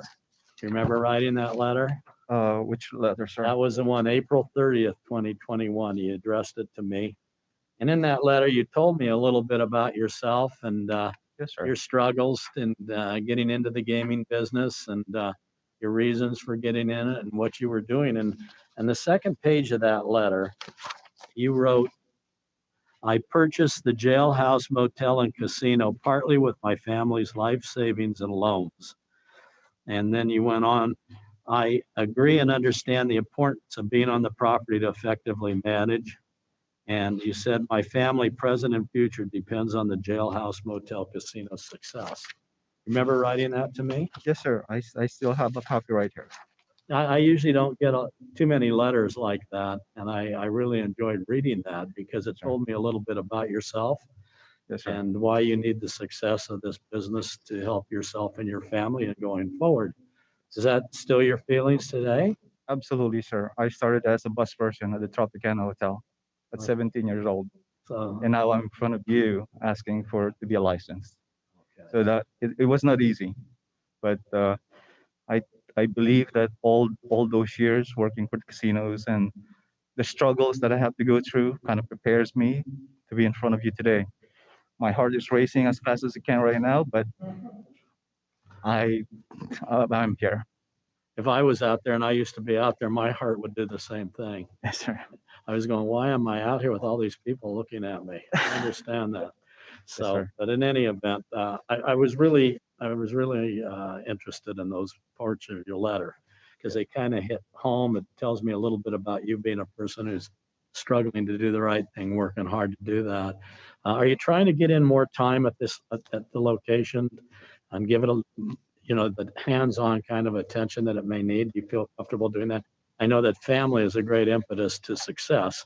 Absolutely. But, how about your time on property? You feeling pretty good about what you're doing there? Yes, sir. Especially right now, I'm spending a lot more time because of staffing issues. But overall, my family is supportive. They understand that our family itself needed for me to be my wife and my children. I think my children, I asked them one time, and they said if they want my job. He says no because you work a lot, and it's just we have to survive. All right. That's how we looked at it, my wife and I. All right, very good. Well, I didn't have any questions further. I just wanted to touch base with you on those. Let me see if my fellow commissioners have any questions on this, or Commissioner Brown. Thank you so much for coming today. It's nice you. to meet you in person. I commend your work with the compliance issues and the cleanup of the books. I know that you were brought in initially to do that, and it ended up that you bought the property and the business. So Yes, Commissioner. what made you decide to buy the business and the property? It's a big change from being in compliance and having your own CPA company to saying, I'd like to own a gaming establishment. As I mentioned before, I started as a bus person at Tropicana, and it's always fascinated me to how the industry works. And from there on and up to today, I work at the casino, and it's just an opportunity that I believe everybody who worked either in the casino industry as a compliance, becoming controllers, CFOs, has aspiration to be more. And when the opportunity arises, and I had the opportunity, I had to go to that opportunity. Well, congratulations. I think it's a wonderful opportunity. Can you explain to me your travel schedule? So I reviewed the record, and it seemed to me that you travel there on weekends. When do you leave from your CPA company? Do you go on a Friday and stay for the weekend? I'm just not clear on how long you stay and when you get there typically. I know Yes, ma'am. at one point it was alternating weeks. I'm just trying to understand. It is alternating week, ma'am. The CPA company is pretty much a home business. It's not. I operate out of my home, and my clients are based on schedules. So it's just a matter of scheduling in between those, and I am there every other weekend more. And then, but when do you actually drive to the casino? Yes, ma'am, I do drive. When? When? Yes. It's not a matter of, it could be a Monday, Tuesday, depending on the schedule for that week. Okay. All right. And then I understand that you made a capital contribution of $60,000 to cover the payroll expense. Have you paid yourself back for that yet? Not yet, ma'am. Okay. At the beginning, it definitely has to be done. Thank you. And how many people are employed right now with the jailhouse currently? I saw a range of 30 to 50, and that's quite a wide range. What's your number right now? Right now, ma'am, we're at 35. Okay. It plays between when it's busy season and not busy season, but right now we're at 35. And sir, when you're not there, because I know you travel back and forth, Yes, I know previously I read the transcript from the prior board session absolutely. when they placed specific conditions on you. Absolutely. And you used to rely on Miss Avery and then the food and beverage manager Yes. as the two go-to people when Yes. you weren't present. Has that changed, or is there somebody else that you rely upon when you're not there? No, Kim Avery is still there, ma'am. She's been Okay. with the company for about 20 years. And do you still rely upon the food and beverage manager, or is there a different person in case? It's a different person with the food and beverage manager. Who do you rely upon? Who's that person? Right now, it's Amanda Robinson. Okay, and what position and title does she hold? She holds the restaurant manager. Thank you. And even though you're not there, I understand that you talk to somebody there every day. You're pretty hands-on, and even though you might not physically be there, you are involved on the daily level. Absolutely, because of the COVID, kind of everybody forces technology with the telephone, with iPhones, with teleconferencing. All the major decisions still have to go through me. Especially, we're trying to make it as lean as possible. We're trying to be as cheap as possible. And I think it shows the way how we're doing it, from having losses to having net income. Even though small net income, I think 8,000 in 2020, but it's much better than taking losses. It's a positive trend, and I commend you. And I did watch the board proceedings 2 weeks ago, and I noted that they said that you hit it out of the park and that your audit came back crystal clear, and those are things you should be proud of. So congratulations on pulling it out and moving forward in a positive direction. Thank you very much. I have no reservations. Okay. Commissioner Brown, or Commissioner Cullen, sorry. Thank you. Thank you, Mr. Chair. Mr. Manuel, you were on the first agenda that I, as a commissioner, participated in. And as I recall, you're a little more gray today than you were then. Yes, sir. But on the positive note, I have no negative notes. On the positive note, everything you represented to this commission, and at that point it was Commissioner Solis Rainey, Chairman Alamo, then Commissioner Moran and I, you've done. Sure. You've increased your time at the place. You've learned the business. You participated in your class. As Commissioner Brown stated, and at the board level, your audits have been, clean. Good for you. You're in a positive direction. Keep it up. And I think the state is proud to have you as a licensee. Thank you, Commissioner. Very good, Commissioner Cullen. Thank you. Anything, Commissioner Solis Rainey? I just also wanted to echo the congratulations to you on your clean audit. That's a big undertaking. And I think the fact that you've been on property so much and involved is probably a big reason for that. I did have a question just on your employee retention. How are you doing with your employees? Have you had a lot of turnover? Is it staying pretty consistent? There's a lot of employee turnover, but of course, it has to be cycled through.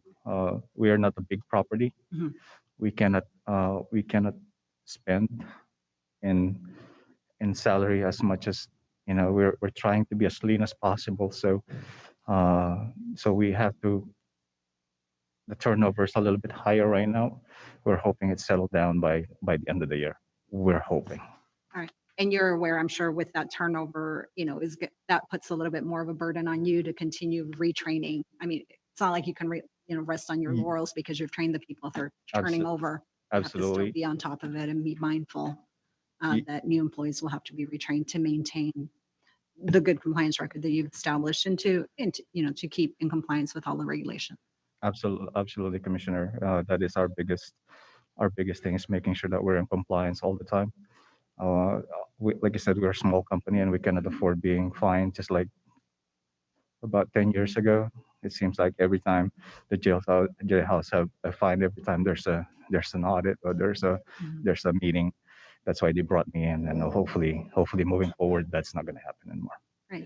All right. Well, I didn't have any other concerns. As Commissioner Cohen said, you've lived up to the commitment that you've made to us, back when we licensed you on the 2-year limited.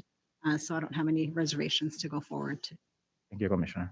All right. Thank you, Commissioner Solis Rainey. All right. Do we have a motion?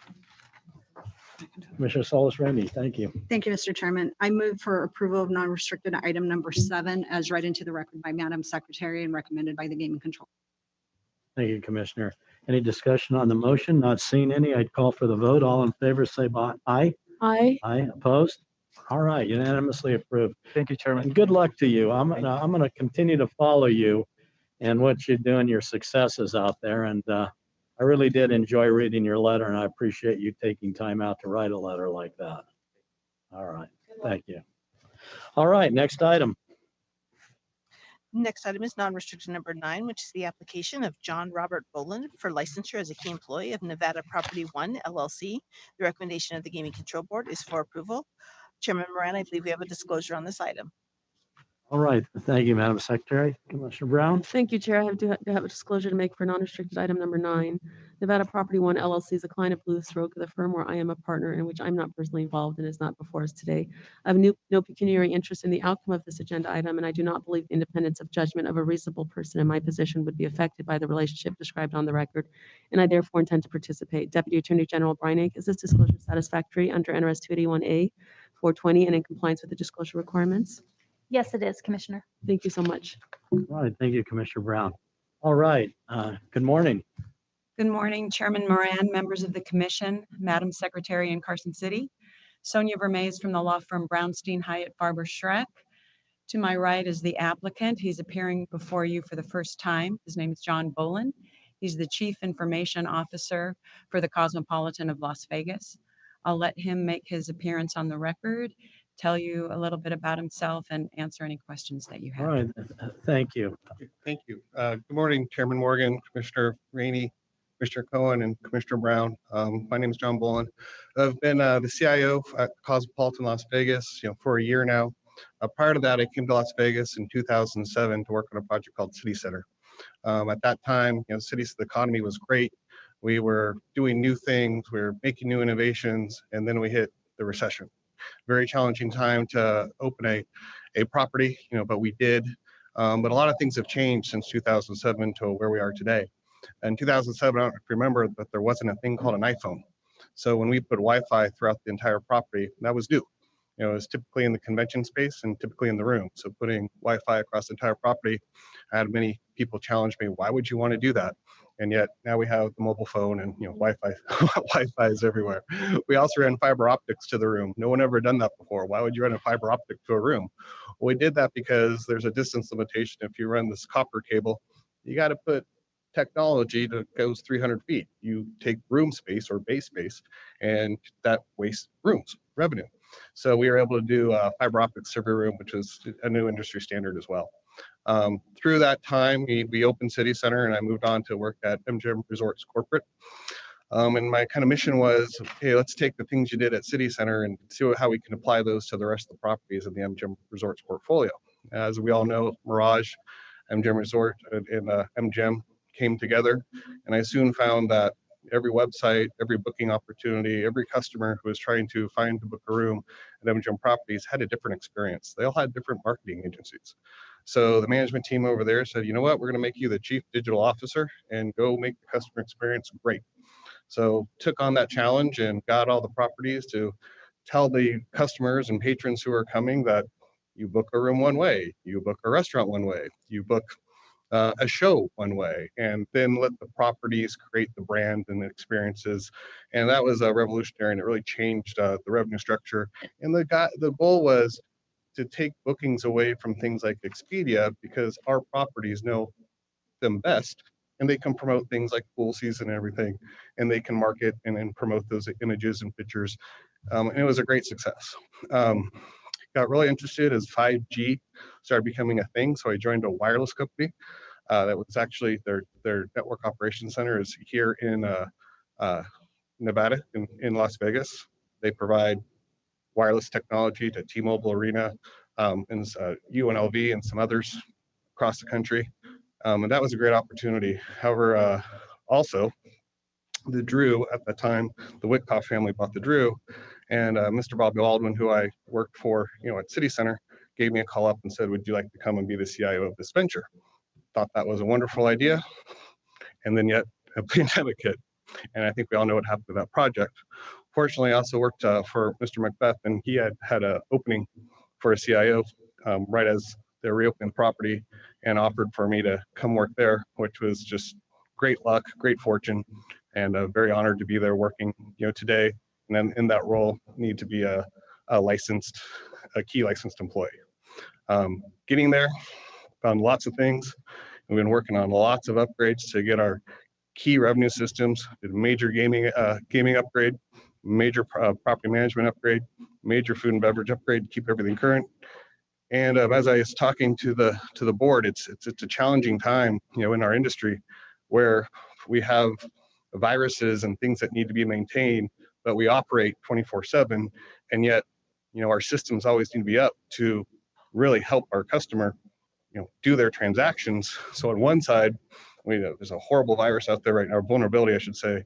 It's called Print Nightmare. We've spent the last week patching over 300 servers. We got a couple more to go before the end of the month, but we have to balance that operational need of the business with the security and everything needs to happen. So I think it's going to be a challenge, something that the whole gaming industry needs to take on, and not just in the gaming side, but just in the hospitality and the entertainment side as well. And then also customer privacy is a really big thing that comes up. Really rules are changing. Living in Las Vegas has been great. It's funny to see the Herbst family here. We've become good friends with them. Our kids are great friends. So it's great to see them here. And it's just been a wonderful town to be in and really enjoy it and don't ever want to leave it.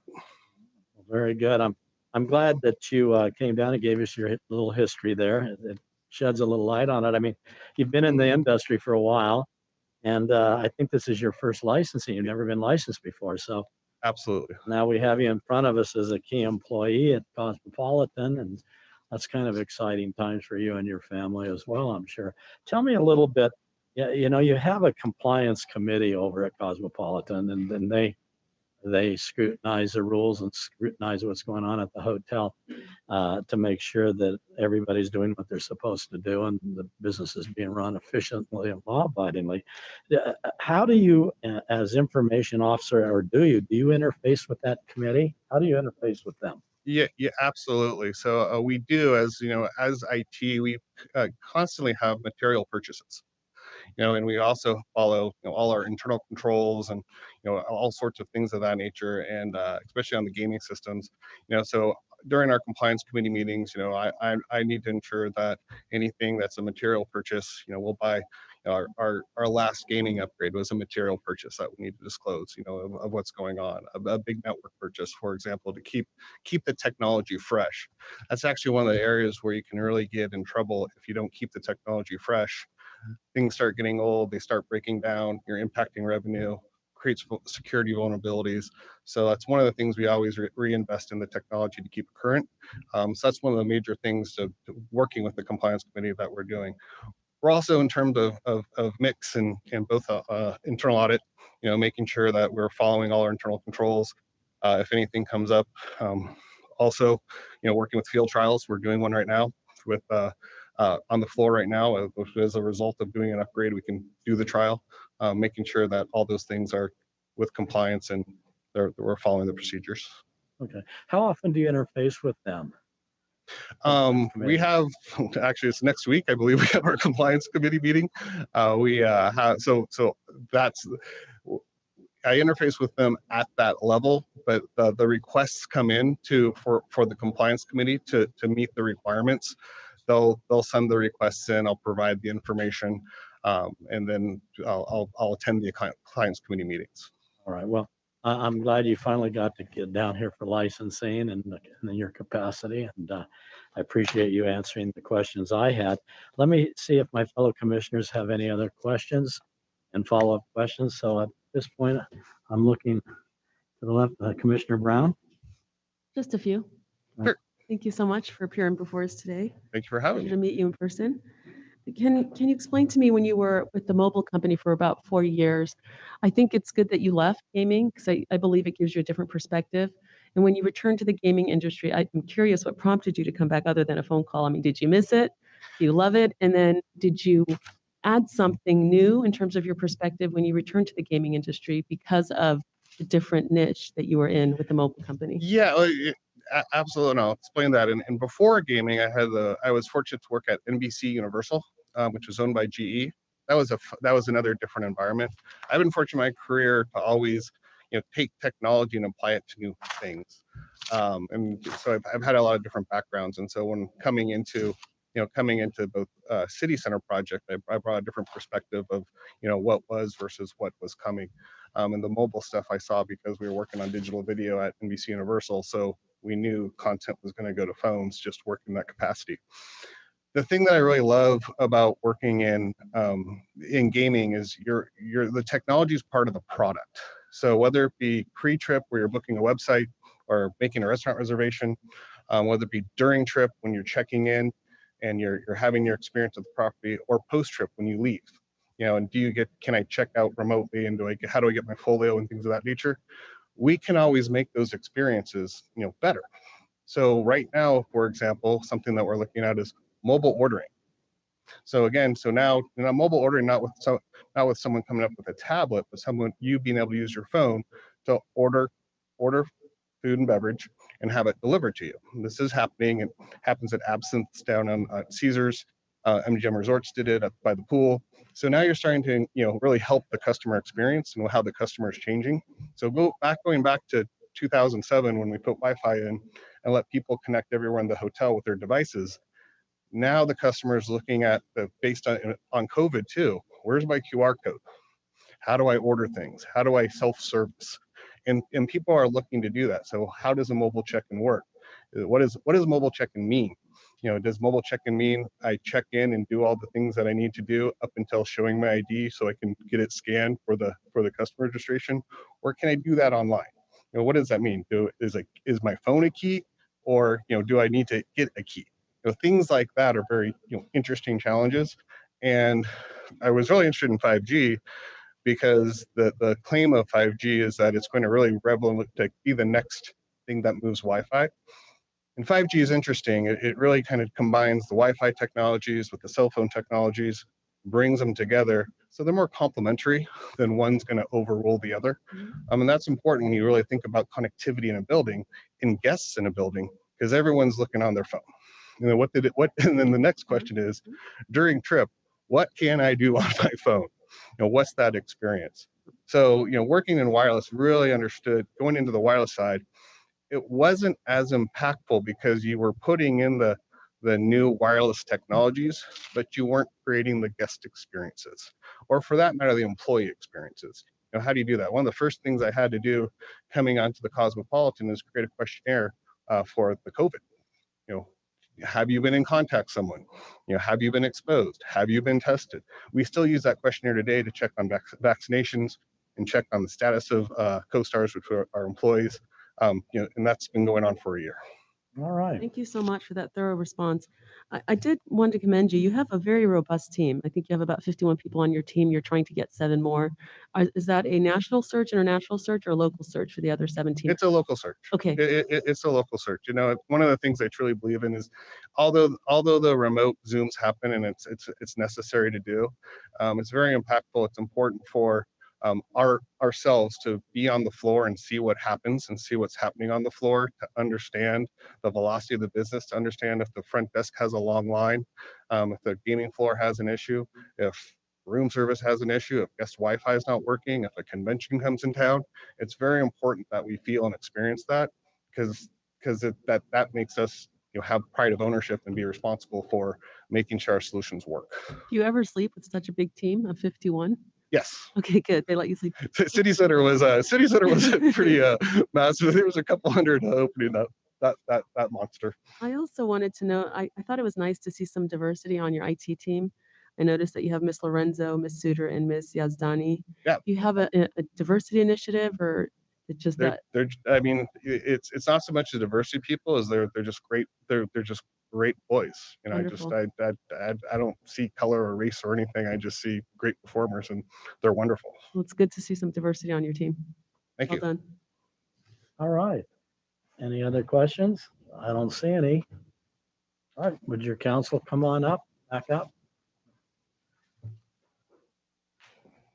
You've got great counsel, and she appears in front of us all the time too. She does a good job.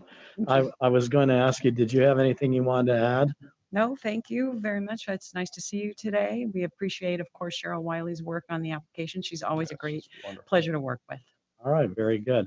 I'm ready to entertain a motion if somebody is a motion maker here. Okay, Commissioner Cohen. Thank you, Mr. Chairman. I'd move for the approval of non-restricted agenda item 9 as read into the record by Madam Secretary and approved by and recommended by the Nevada Game Control Board. Very good, Commissioner Cohen. All right, a motion is made. Is there any discussion on the motion? Not seeing any, I'd call for the vote. All in favor, say aye. Aye. Aye, opposed? All right, motion unanimously is approved. Thank you Thank for you. coming down. Thank you very much. I appreciate it. Nice to see you and good luck. Thank you very much. I appreciate All right. that. All right, next item, Madam Secretary. Next item is non-restricted number 10, which is the application of Mark Foster Labai for finding of suitability and/or licensure as an officer and/or director of Every Holdings, Inc., Every Games Holding, Inc., Every Payments, Inc., and Every Games, Inc., as noted on the agenda. The recommendation of the Gaming Control Board is for approval. Chairman Moran, I believe we do have a disclosure on this item. With that, thank you, Madam Secretary. Thank you, Mr. Commissioner Chairman. Cohen. Yes, I'd like to disclose for the record that my law firm, Cohen Johnson, is local counsel in certain litigation involving representing Every in regarding intellectual property. I have no knowledge of the case. I have not personally compensated during that case. A person with independent judgment with what I know this matter would not be compromised in any way, and as such, pursuant to 281A4 sub 20, that I would go ahead and participate in this matter and vote on it. Deputy Attorney General Brenning, is that an appropriate disclosure? Yes, Commissioner, your disclosure is adequate. Thank you very much. Okay, thank you, Commissioner Cohen. I appreciate that. Okay, I'll take it back to you. First of all, congratulations on your Thank new appointment. you. Thank you. It's strange to be Oh, standing that up was here that way. I Yeah, well, appreciate it. That was good news, and I'm pleased for you. You have a presentation. I'd like to hear from you a little bit about this. I know Mr. Labai gave his history last time, and I don't know if everybody saw that, but it was interesting. And if you'd like to have him do that again, it'd be fine. Or if you had a presentation. Sure. Well, I think I would be wildly uncomfortable if I didn't go through the introduction. Okay. But it's nice to see you, Mr. Chairman, members of the commission, Madam Secretary, if I can see Ms. Bell. My name is Kate Lowenhar Fisher, and I am the General Counsel of Every Holdings, which is still strange to say as I stand up here. With me today is Mr. Mark Labai. He is before you for a finding of suitability as our Chief Financial Officer, Executive Vice President, and Treasurer.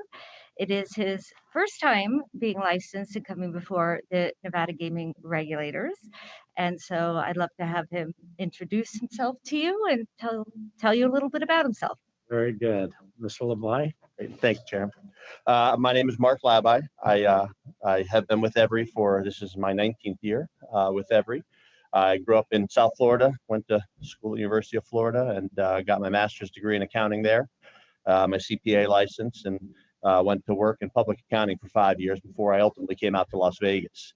When I came out to Las Vegas, I was actually had quite a bit of, I'll call them retail clients in South Florida when I was in public accounting and moved to the private side. I came out to a luggage retailer out here in 2001, and September 11th happened quickly thereafter. And you can imagine what happens to the luggage business after September 11th happened. So I was looking for other opportunities in the market, and gaming was quite intriguing to me, but I felt like I was a retail guy.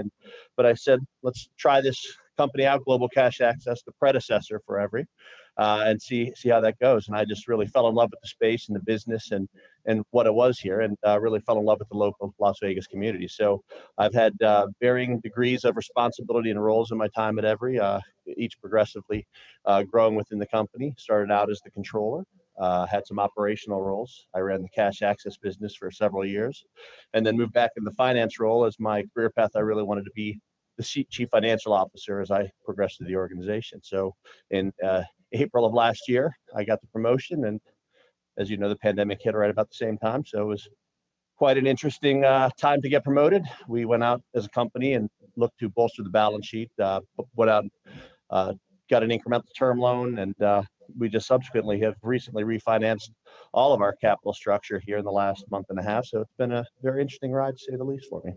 Very good, very good. I appreciate you sharing that with us. I noticed from your appearance in front of the board, you had indicated 80 to 85 people are under you. Is that correct? That's correct. That's kind of like is the whole waterfront, isn't it? I mean, what kind of titles or functions do some of these 80, 85, without getting intensely into, but I mean, you're dealing with some people at one end of the spectrum and everybody in between. And the next, so tell me a little bit about the 80, 85 people. And then I want to ask you one other question before I turn it over to the commission, and you can be also thinking about it. It's you had mentioned the customer dispute team reporting to you. So if you tell me a little bit about the people that you supervise, I'd like to hear a little bit about what the customer dispute team does and how often they report to you and what you do with that information. Sure, I'll start there as I walk through the kind of functions and roles. That group and department in our financial access business, where we help casino patrons obtain funds for their gaming and enjoyment, pleasure while in their casino environment. You'll do that on a card-based transaction, credit card, debit card. And as you take out those funds, you get a receipt for the transaction. You see all the transactions, whether you remember the transaction, whether you think it wasn't you, whether there was fraud performed on your account. Patrons can call our dispute center and talk to them about the actual transaction, and the team will help research the transaction, look it up, and see what happened. If the customer felt they were charged twice, for example, or what have you, they're talking to members on my team to resolve that dispute for them, or any other kind of billing dispute as well, timing of charge, etc. So that team and that group, there's probably about 10 people in that team that are handling direct phone calls, and then also working with Visa and MasterCard, the associations, to handle transaction settlement. Do we get settled on the transaction to be able to fund the casino customers for those? Okay, very, very good. And then also within the team, I have the corporate accounting function. So we have a game segment and a fintech segment. Fintech's based here in Las Vegas. Games is based in Austin, Texas. And I'll say distinct accounting groups, but all rolls up into me ultimately at the end of the day. And I have two vice presidents who are the controllers of those two segments. I have an investor relations function that reports to me. We have a senior vice president of investor relations on that team. Treasury function handles all the movements of cash, and facilities person who kind of handles the facilities and the operation of the buildings and the any issues that may arise from those. So you get involved a little bit in the CTRs then as well, correct? On the currency reports? Yes. Yeah, they have a group internally that manages that aspect for us. We actually operate in some of our casino customers' remote booth locations. So that actually reports under Kate's World, that compliance team that handles the reporting of transactional activity. Very good, very good. Well, I didn't have any other questions for you. Like I said, this is the first time I can recall you coming in front of us, and I want to ask you a little bit about your job and what you do and what's expected of you. And I appreciate the history you gave us. So at this point, I'm going to ask my fellow commissioners if anybody would like to go next. Okay, Commissioner Brown. Sir, nice to meet you. Nice to meet you. And I have to tell you, it's an excellent exercise of your business judgment to bring Ms. Lowenhar Fisher in. I've known her from the inception of my career when we met out and about and, at lawyer functions, and excellent decision. I think you'll be very happy with it. I concur with you. And then thank you for your service in the military. I wanted to thank you for that. I didn't have military service. No, is that not you? I'm so sorry. I have the wrong person. Appreciate those that do have service. That's all I have then. I've moved on to the item number 11. I'll think someone else. I have no other questions. Thank you.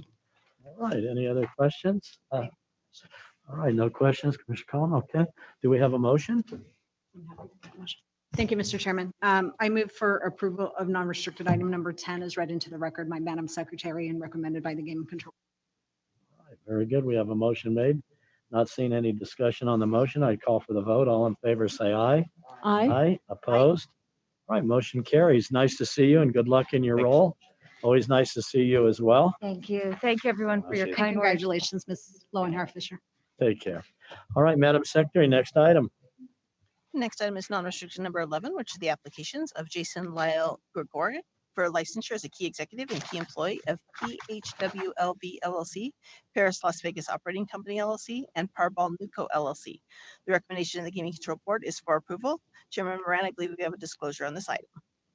All right, very good. Thank you. I believe Commissioner Brown. Thank you. This is my last one for the day, I believe. I do have a disclosure. Parball Newco LLC's parent company, Caesars, is a client of Blue Stroke, the firm where I am a partner, in which matters I am not personally involved. I have no pecuniary interest in the outcome of this agenda item. I do not believe the independence of judgment of a reasonable person in my position would be affected by the relationship described on the record, and I therefore intend to participate. Deputy Attorney General Breinig, is this disclosure satisfactory under NRS 281A420 and in compliance with the disclosure requirements? Yes, Commissioner, it is. Thank you. All right, very good. Thank you, Commissioner Brown. All right, good morning. Good morning. How are you? I'm very good, thank you. Well, very good. I saw your presentation. I see that your counsel is here, Mr. Burnett. Yes. Good morning, Mr. Burnett from Carson City. Good All right, morning, did you have Mr. a Chairman from presentation? Carson City. All right, go ahead and make your record and we'll go forward on this. Thanks, Mr. Chairman, members of the commission, Madam Secretary, A.G. Burnett with McDonald Carano, here representing Mr. Gregrick. Mr. Gregrick is before you today for his applications for licensure as a key executive and key employee of Caesars Entertainment. He appeared before the board and he is here before you today, and he's prepared to give you an overview of his background if you'd like, or go ahead and answer any questions you might have. Well, thank you. I'd like to hear an abbreviated background on you. I watched a little of it before, and tell us a little bit about yourself. You've never been licensed before, correct? Not in Nevada. Okay, very good.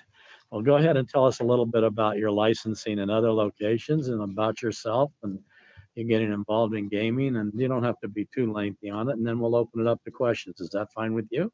Very good, thank you. All right. Mr. Chairman, Madam Secretary, and Commissioners, good morning. Yes, Jason Gregrick. I'm originally from Chicago and got in the gaming industry back in 1993 when Caesars, back then Harris, first started gaming riverboats.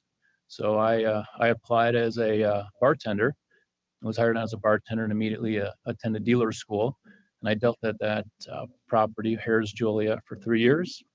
And then gaming expanded to Indiana in 1996. And I opened up Trump Casino in Gary, Indiana.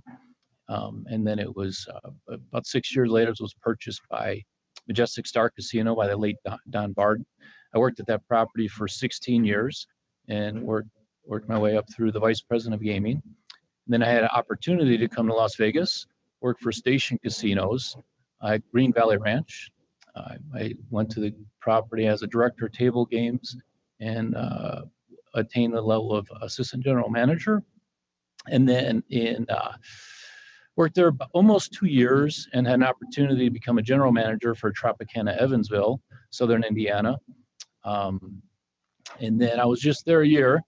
And a gentleman I worked with at Station Casinos worked for Dan Gilbert, a new gaming company called Jack Entertainment, 3 casinos and 2 racinos, both in Ohio and Michigan. I was the vice president of gaming for Jack Entertainment.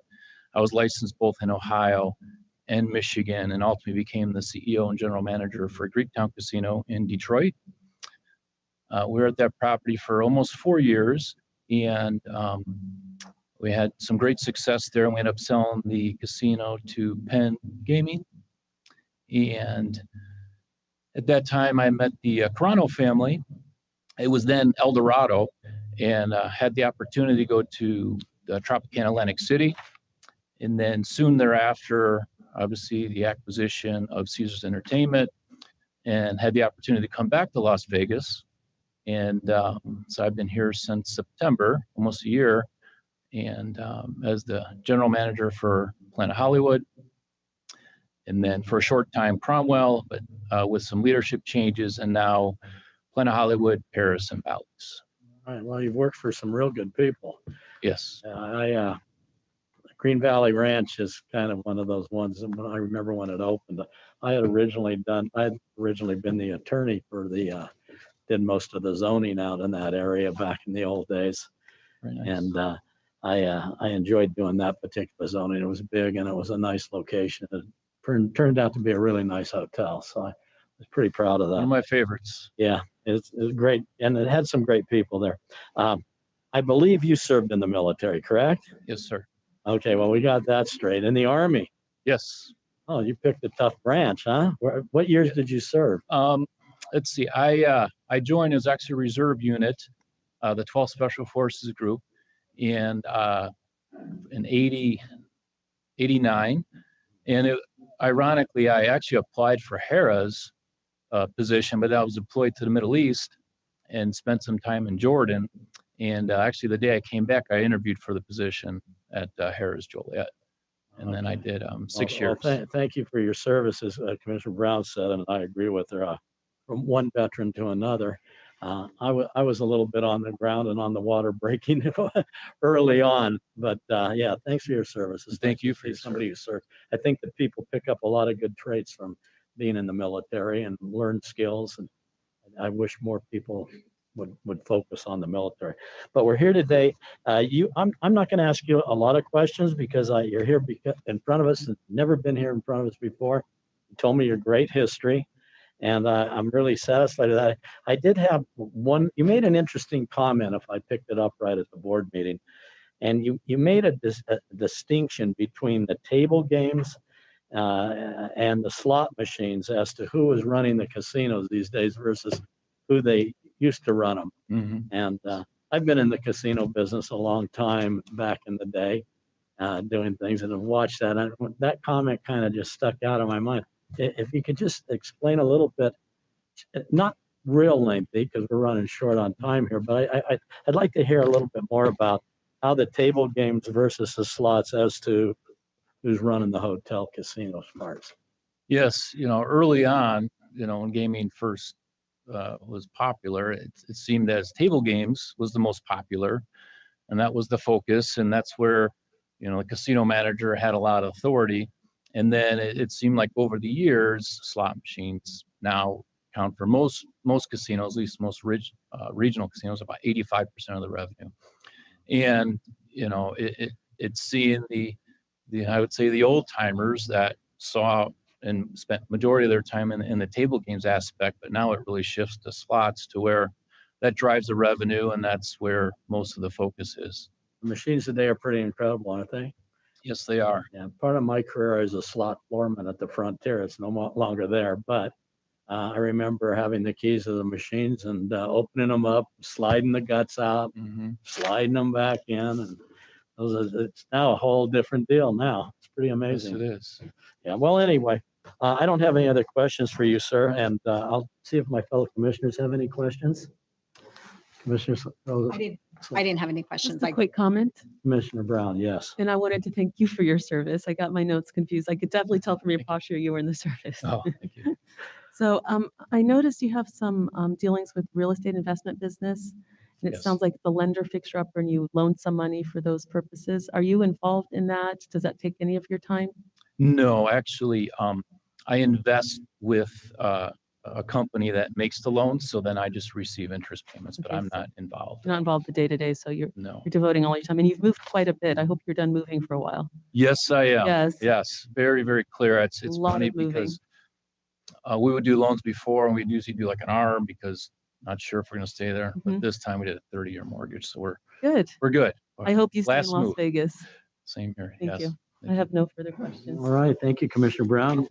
I don't see any other questions for you. Commissioner Cohen? If there's no other comments. No, are you ready for a motion? Yes, sir. All right. I would move for approval of non-restricted agenda item number 11 as read into the record by Madam Secretary and is recommended by the Gaming Control Board. Okay, very good. Motion made. I don't see any comment on the motion. All in favor signify by saying aye. Aye. Opposed? All right, motion carries unanimously, and good luck to you, sir. Thank you very much. Have a great day. Thank you for appearing in front of us today. We appreciate that. My pleasure. Thank you. All right, let's, that takes care of the non-restricted agenda. Do we have, in the words of Chairman Alamo, do we have gas in the tank, or would you like to take a short recess? What's the pleasure of the commission? Everybody good? All right, Madam Secretary, all right, all right?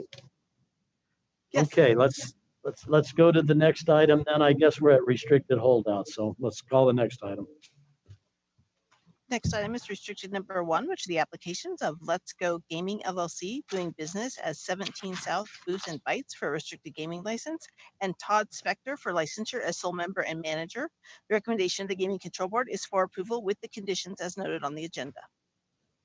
Okay, very good. Good morning, Mr. Gutwald. Good to see you. It is great to see you all in person, and Dennis Gutwald with the firm of McDonald Carano. With me today is Todd Spector, the owner of Let's Go Gaming. I wanted to take a note just to thank Elijah for his service to the state, and I'm confident that I'll see you back here in the future, so I don't think you're going away, but it's been a pleasure watching your career develop over the last few years, and I look forward to seeing it grow some more. You've got a lot of potential. Thank you, Mr. Gutwald, for your kind remarks. And, you know, we have your client here today who's never been licensed, and we know a lot of information about him, but I would like to, if you could, just tell us very, very briefly about the little hiccup. I kind of call it no harm, no foul on what happened. First of all, I'm sorry to hear about your father passing. Sir. My condolences. But just real quickly, let's just put a little record out there on what happened in that when that occurred and how we got to here. Todd's father's health took a turn for the worse very quickly, and Todd was taking care of his mother, his father. He's an only child, so he had to watch out after both of them. And they did a transfer. He had power of attorney. He did a transfer to a trust to, and his mother is the sole beneficiary of the trust, to transfer all those assets over of his father to the trust to help his mother out. There was a blanket provision in the trust agreement. Todd signed that blanket agreement. Later on, he reached out to Gaming Council after his father had died to see what he needed to do to take care of that. And at that time, Gaming Council told him, this can't transfer till we have approval. So, we had a choice: either try to get his mother approved, and she's sick, she's older, and she's really not up to going through the process, or alternatively, terminating the license and having Todd go forward with Let's Go Game. And that's what we chose instead. All right. And I noticed from the reports that there weren't any areas of concern to speak of. I did want to hear a little bit from Mr. Spector about a little of his history, since he's never been licensed as a key employee or licensed at all. So I'd like to hear a little bit from him and what he's doing over there. Thank you, Chairman Moran, Commissioner Rainey, Commissioner Cohen, and Commissioner Brown. I appreciate the time today. It's been interesting and an honor to kind of sit back and watch the process unfold. A little bit about myself: I'm born and raised in Las Vegas, Nevada. I'm technically, my mom moved here when she was 2 years old, so she's been here for 70 plus years, about 7 years. My father's, they moved back here and started a business here in Las Vegas, Nevada, a little over 40 years ago. So I have 2 little girls of my own, and I'm going to give them granted status for 3rd generation Las Vegas. And so this is home. My father's, our core businesses got started in the timeshare industry, which is where we primarily operate. And in fact, the location that we're referring to today had been licensed previously for my father, as you know, which I did serve and assist in for over 8 years. The location is at TD Village, which is at our primary, our largest property in our timeshare portfolio. I'm there often. I've served, my little background on myself: I went to the University of Southern California as a finance major. I left and I got a job with Ernst & Young. I went and proceeded to get my master's in accountancy with the University of Virginia. I'm a licensed, licensed yet non-active CPA in the state of California. I practiced with Ernst & Young for about 5 years. I came back here to Las Vegas when my father was in the midst of selling all of our family companies, a majority controlling interest, to Goldman Sachs, their Whitehall fund to be specific. Came back here and I joined that company. I worked in operations for a couple of years. There was a massive downturn in the economy during that time, and Goldman Sachs chose to not stand by that business. And as a family, we reacquired it from receivership.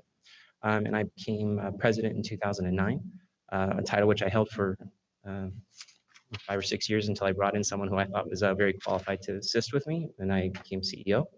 And upon my father's passing, I've kind of further elevated my team and restructured some and continue to be very active. in kind of more of a chairman role for the companies while I give my team a little bit more room to run, a little more room to fly. And I continue to focus on strategic operations. I'm on site on occasion, clearly. And I also work in our family office of investments. All So right. I'm pleased to be here today. Well, very good. There's a restaurant at this location, correct? Yes, sir. All right. Is there any kind of a specialty, or is it basically kind of a tavern restaurant? It's a bit of a tavern, sir. It's 17 South is a little play on the degrees of Tahiti. So at Tahiti Village, it tends to have less of a Polynesian flair these days. It's a bit more American. All right. You're pretty anxious to get open, aren't you? It's been shut down a little while. Yes, sir. We have been shut down for a while now. It was the right decision. And we are excited to offer the amenity again for our consumers. And my team is excited to get going again. You get approved today, you get 15 machines to help you out with the bottom line, right? Yes, sir. All right, very good. I don't have any other questions for you. Thank you for sharing your history and Thank you, sir. a little bit about the location. Do my fellow commissioners have any questions? Nobody has any. Commissioner Solis Rainey? No, I didn't have any questions either. I Okay. just also All wanted right, to very express my good then. condolences. Yes, sir. We ready for a motion? Okay, Commissioner Brown, Commissioner Solis Rainey. Sure. I'm, Mr. Chairman, thank you. I move for approval of restricted item number 1 as read into the record and recommended by the Game Control. Thank you. Very good. Okay, we have a motion. I don't think we'll have any discussion. Let's call for the vote. All in favor, say aye. Aye. Opposed? Unanimously passes. Thank you very much for coming down here today. We appreciate it. We hope you do really good in that location. And it's always nice to see you, Mr. Gotwald. See you all. Thank you, Commissioner. Take care. All right, next item. Next item is restricted number 2, which is the application of Familia Supper Club NV LLC doing business as Chinitas for a restricted gaming license, and the application of Chanthi Walsh for licensure as sole member and manager. The recommendation of the Gaming Control Board is for approval with the conditions as noted on the agenda. All right, thank you. Good morning. Good morning, Chairman, members of the Commission, Madam Secretary, and members of the Board. My name is Serena Choi with National Licensing Services, and to my right is Ms. Shanti Walsh for Chinitas. All right. Here to Did answer you any have questions you may a have. presentation? As your client knows, Ms. Choi, she's never been licensed before. And we always like to see people who haven't been in front of us yet come down and visit with us. I watched her discussion a little bit when she went in front of the board. And I noticed that you have 2 non-gaming restaurants, correct? That's correct, sir. Okay, and I think the board was recommending you take a course, one of the compliance courses, and also a slot route operator, utilize them. Are you intending on doing that? Chairman, just to confirm, Rebel Slots is the licensed slot run operator, and Ms. Shanti is registered for the August 17th course. Okay, very good. All right. Well, tell me a little bit about yourself. You don't have to be real lengthy, but just so we can familiarize ourselves with you. So when you come back again in the future, we'll know who you are and what you're doing. Thank you, Chairman. My name is Shanti Walsh, and I've been in Henderson, Nevada since 2004, moved from San Diego, California, and I was born in Cambodia. So I've been here since 1976. Just went to school, college at UC Irvine, graduated, then was in real estate for about 12 years in San Diego after I got married, and then we decided to move to Nevada. My husband did not want to come, but leaving San Diego was pretty hard, but I decided to start a new opportunity, and I've been at Lake Las Vegas for almost 18 years now.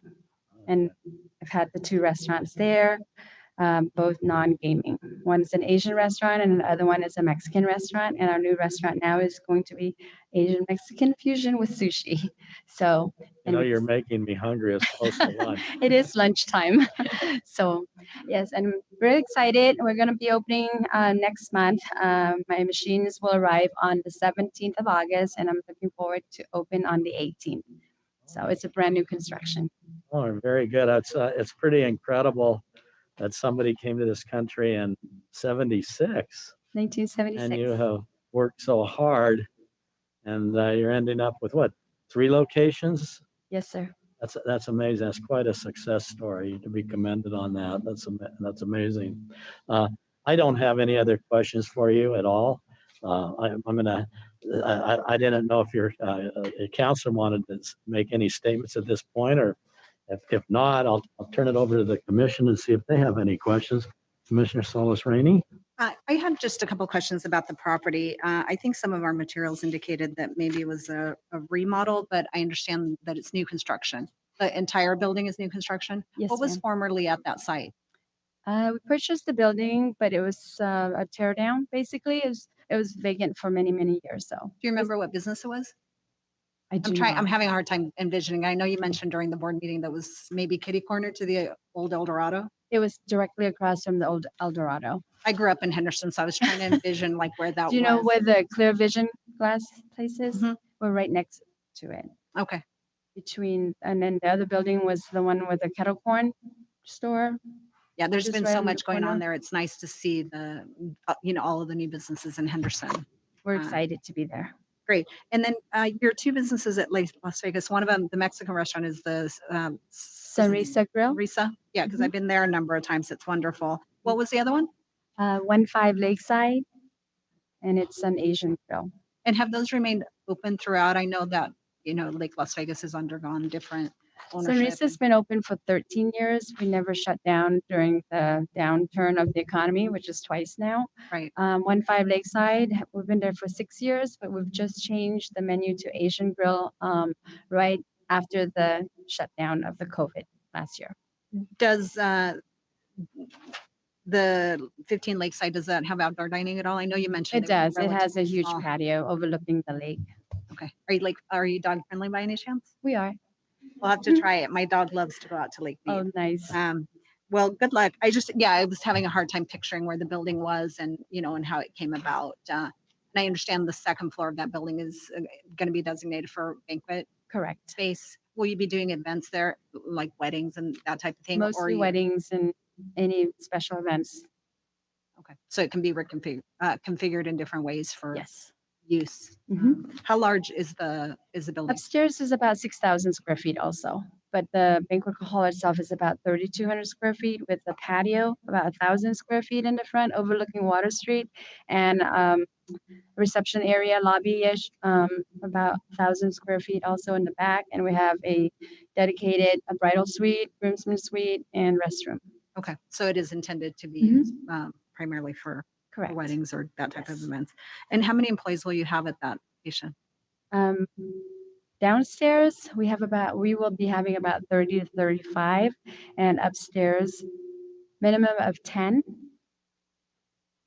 Great. I don't have any other questions. Thank you so much for sharing that with us. Thank you very much. All right, any follow-up? Oh, Commissioner Brown. Just quickly, I commend you on all of your hard work and accomplishments. You should be very proud of yourself. Thank you. I noticed that I thought construction was slated to be completed for July 14th. Can you tell me what the delay is? Nevada Energy, Okay, so they haven't powered up the newly constructed building yet? they have not yet. Okay, We're still waiting for them. all right. Just curious about that. No other questions. Thank you. Thank you. I'm prepared to make a motion unless somebody has any other questions. All right, go ahead, Commissioner Brown. Thank you. Thank you, Mr. Chairman. I move for approval of the restricted item number 2 as recommended by the Gaming Control Board as read into the record by Madam Secretary. All right, very good. We have a motion made. Any discussion on the motion? Not seeing any. I'll call for the vote. All in favor, say aye. Aye. All right. Any opposed? No. Passes unanimously. Thank you so much. Thank you very much. Hope to And see you all well there. wishes with continued success. Thank you. All right, very good. Thank you. All right, next item, Madam Secretary. I think that is we have restricted 9 left. That is correct. Restriction number 9 is the application of Eclipse Route Operations LLC, doing business as Eclipse Gaming, doing business at US Gas 8 for a restricted gaming license. The recommendation of the Gaming Control Board is for approval with the condition as noted on the agenda. Okay, very good. Good morning again. Good morning again. It's Serena Choi with National Licensing Services for item number 9, Eclipse Route Operations, doing business at US Gas 8. Okay, very good. I was hoping that maybe Mr. Winchell would have come down, but I guess maybe, have you talked to him lately? I have, he wasn't requested. It was just myself. Oh, that's okay, but I always like Sorry. to see him. We have some history together. Can you, I had this, put on the regular agenda. I wanted to ask him a little bit about, or somebody, a little bit about How many locations is he up to now? I know you've represented him for a while. How many does he have? I remember when he first started Oh out. heavens. So between the Jackpot, Jonies, and other locations, I would say it's hard to say. For the Eclipse and the US Gas, there's about 4. About 4 of them now. Okay, very good. How are they doing? Does he contact you regularly about the COVID? Does he ask you about the COVID? I was curious how his locations, because he's getting a few now and then. He's getting more and more. You know, how is that working out, and how is he dealing with the COVID? Anything unusual in those locations, or usual in what he does to try to help prevent the spread of that? He does have his own team that he works with, so I couldn't speak on his behalf. I apologize, but I do know that they are in compliance. We have discussed the masks and the regulations. I believe that when enforcement does come in, that they're always compliant and they do provide information, and he's very clear about what he needs to do. Okay, very good then. I was. But I'll let him know that you did miss him. Yeah.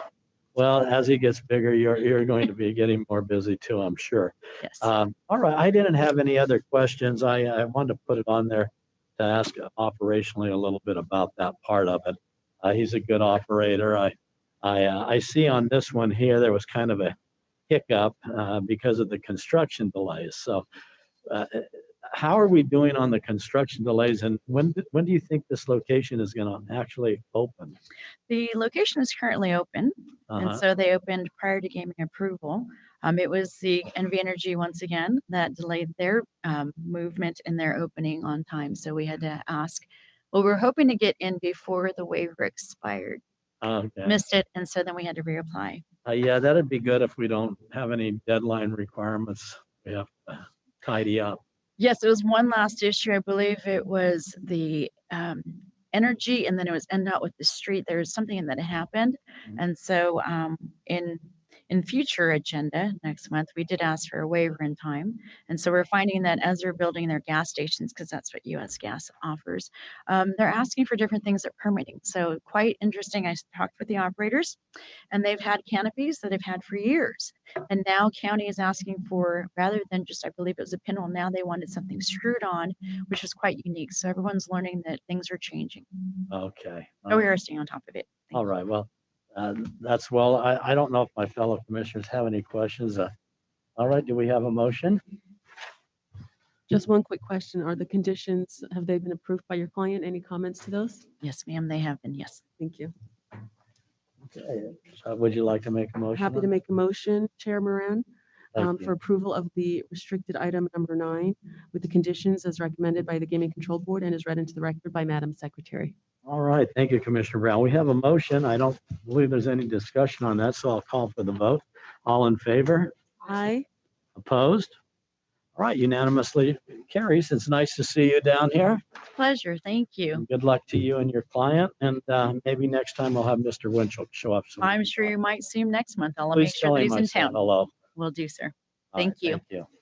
All right. That takes care of the restricted agenda. I guess, Madam Secretary, what do we have next up? The regulation? That is correct. The next for your consideration are proposed amendments to Nevada Gaming Commission Regulation 8.130 as noted on the agenda. We have received 5 regulation comments via email. All emails have been provided to the commissioners and are available on our website. In addition, a copy will be attached to the commission disposition as part of the public record. Thank you, Madam Secretary. Good morning. Good morning, Mr. Chair, members of the commission, Madam Secretary. For the record, I'm Ed McGaw. I'm here representing the board regarding the proposed amendments to Regulation 8.130. You should have before you today the draft dated July 16th, 2021. And this is a revised draft of the proposed amendments approved by the board at its June 9th, 2021 meeting. The changes made to the draft were based on public comments received from the industry, reviewed by board staff and by Member Watkins. If it pleases the chair, I will present a brief overview of the amendments as well as the modifications made since the June 19th. Thank you, Mr. McGaw. Please proceed. Okay. The first amendment is on page 1. This removes the reference to an operator of an inter-casino linked system from the list of licensees that the regulation applies to. This was necessary because of the passage of SB 7 during the legislative session, which removed such operators as licensees.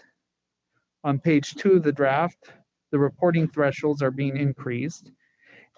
Originally, the staff based this solely on the consumer price index and being adjusted to account for inflation because these thresholds hadn't been adjusted since the regulation was originally enacted 20 years ago. The industry has requested that the board factor in the fair market values and rental lease costs in addition to the inflation when determining these increases. And they have asked that the thresholds be increased to $1 million and $100,000 respectively. And upon considering the request, the board staff working with Member Watkins determined that the request was reasonable and agreed to amend the draft to reflect those changes. The next change is on page 4, was requested by the industry. This change expands the reporting exception to not just licensed affiliates of the licensee, but also to those registered with the board or commission. And board staff agreed and felt this change was reasonable given the expansion over the years of registration options under the Gaming Control Act and the regulations. The next change, which is also on page 4, adds a reference to section 5.225 and removes the reference to section 22.040. The reason for this was the consolidation of the patron account requirements into regulation 5.225. The next change, which is on page 5, removes the requirement that licensees file copies of financial agreements or finance agreements and replaces it with the requirement that they produce the records on demand. The submission of the agreements was deemed unnecessary since the board only reviews certain ones.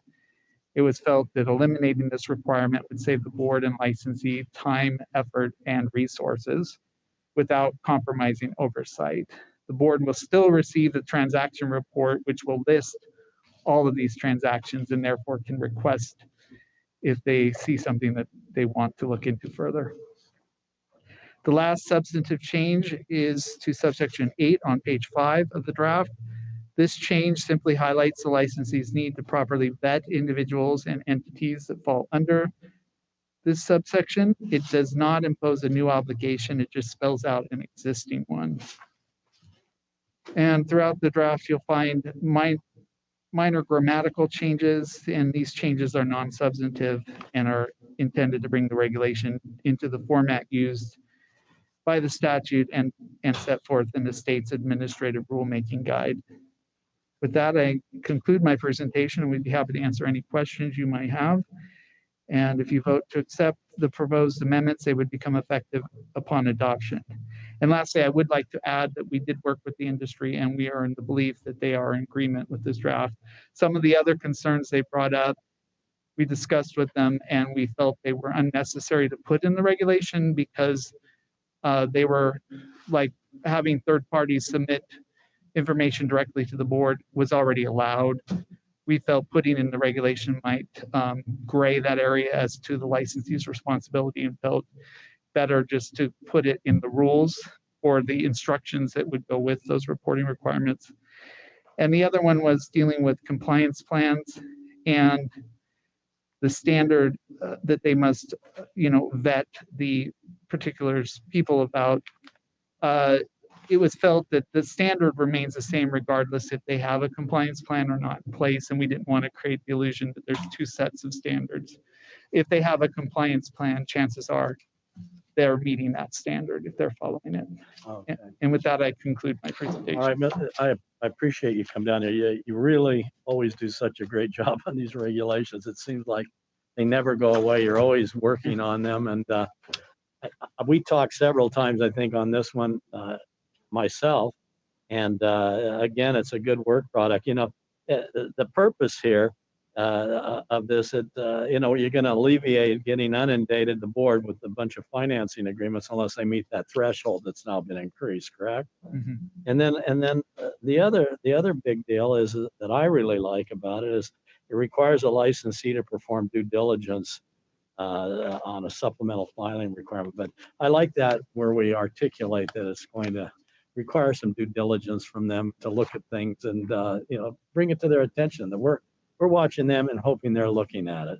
So I like those changes a lot, the way they work. I'm not sure about the money, the 1 million and the 100, K that it went up to from originally, 30, then 50, and now 100. And then naturally the same thing incrementally with the now where we're at is 1 million. I'm not sure on that amount, but I know that you are giving your blessing to this, and it seems like you have also worked really diligently with the industry that did file a lot of comments on this. Some they agreed with each other, others they didn't, but you kind of took all of that, put it together, and I guess I'd ask on the record, are you comfortable now with this revised draft that you're asking us to approve? I am, and if Member Watkins would like to speak, but I believe the board is happy with it as well. Very good. Good morning, board member. How are you? Very good. And are you comfortable with the language in there now in the light of the comments and the different drafts?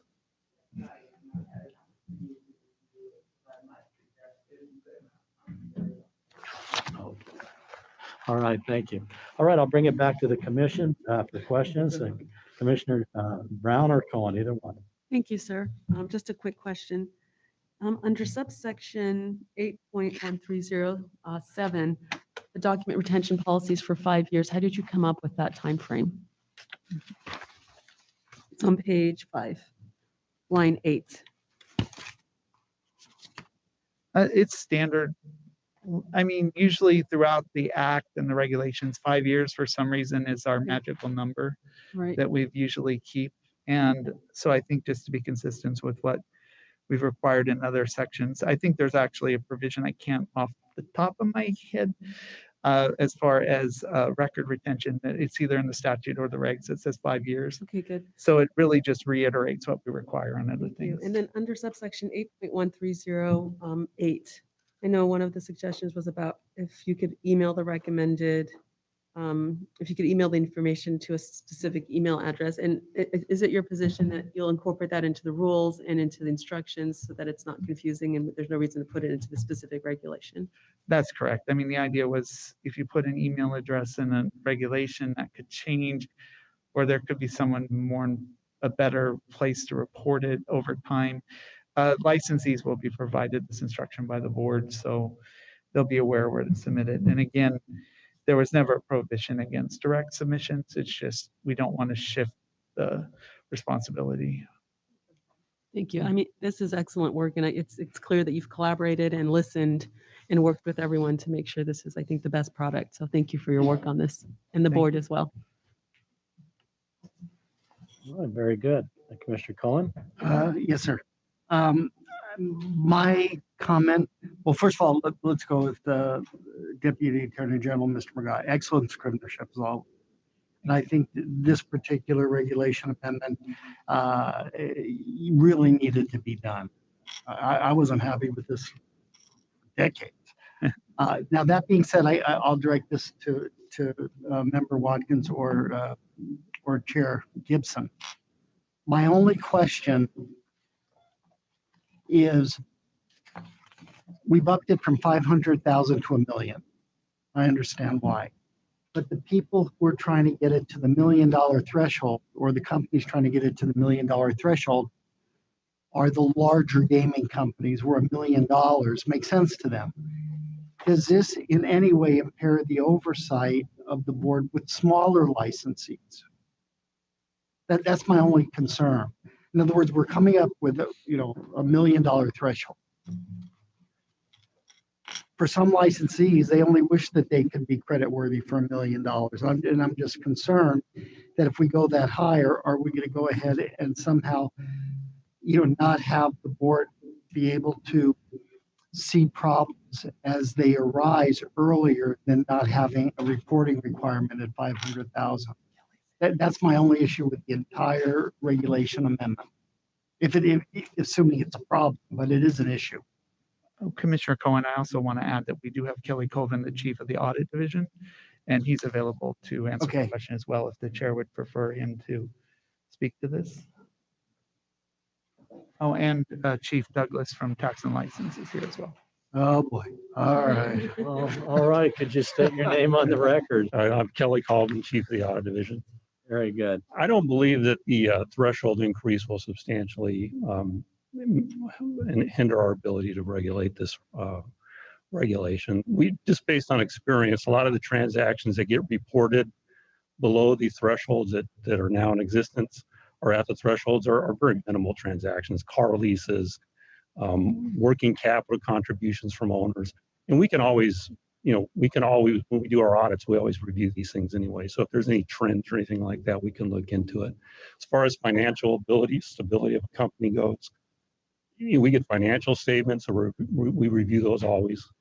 We have bankroll requirements, so I'm not really too concerned that there's any significant issue. I think it's going to lessen the requirement for the properties, and I don't think it's going to hinder us at all.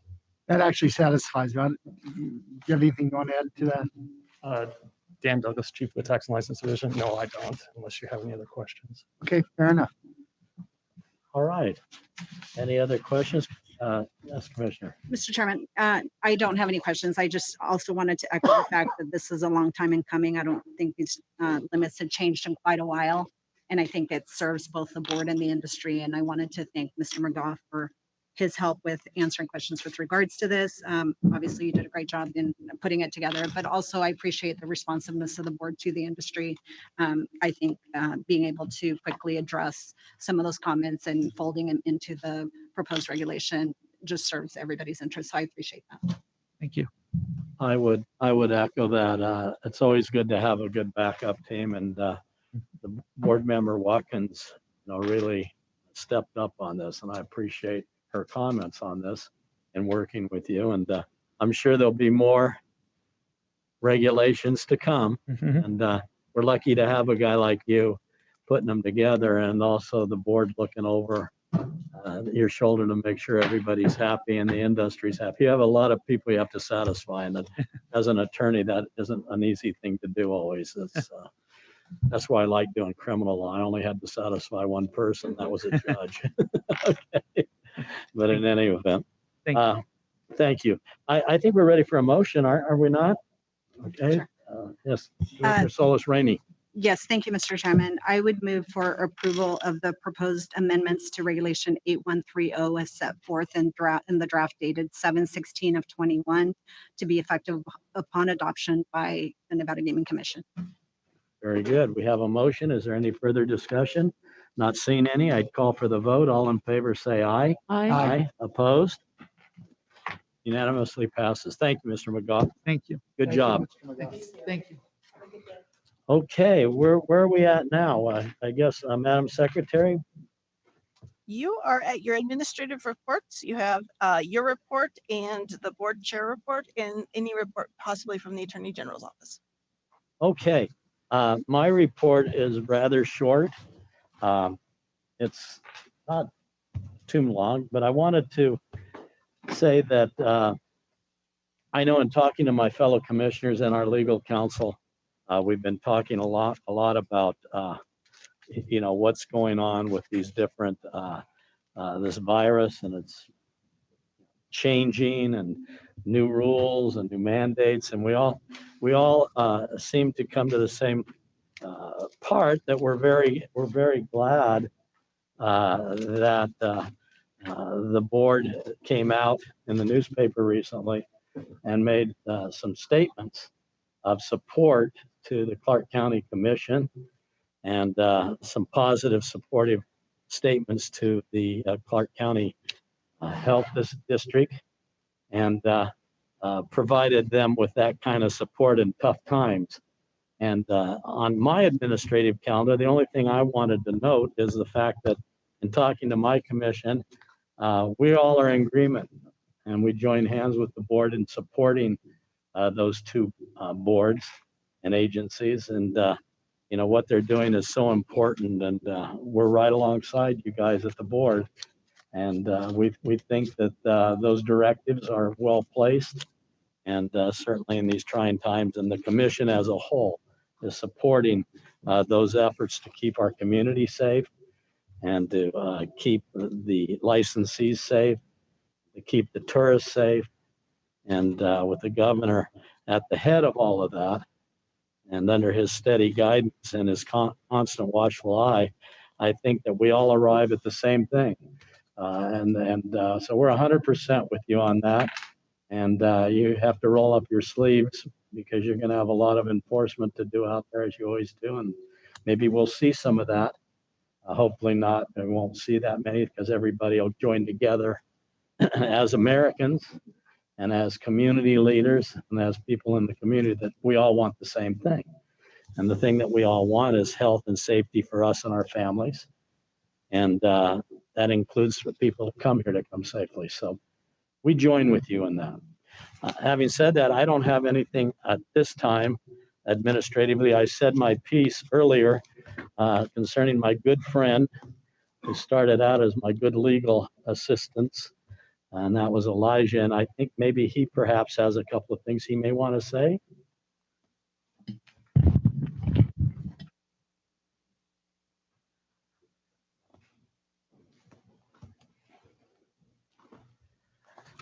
Elijah Tredup, Senior Research Specialist for the record.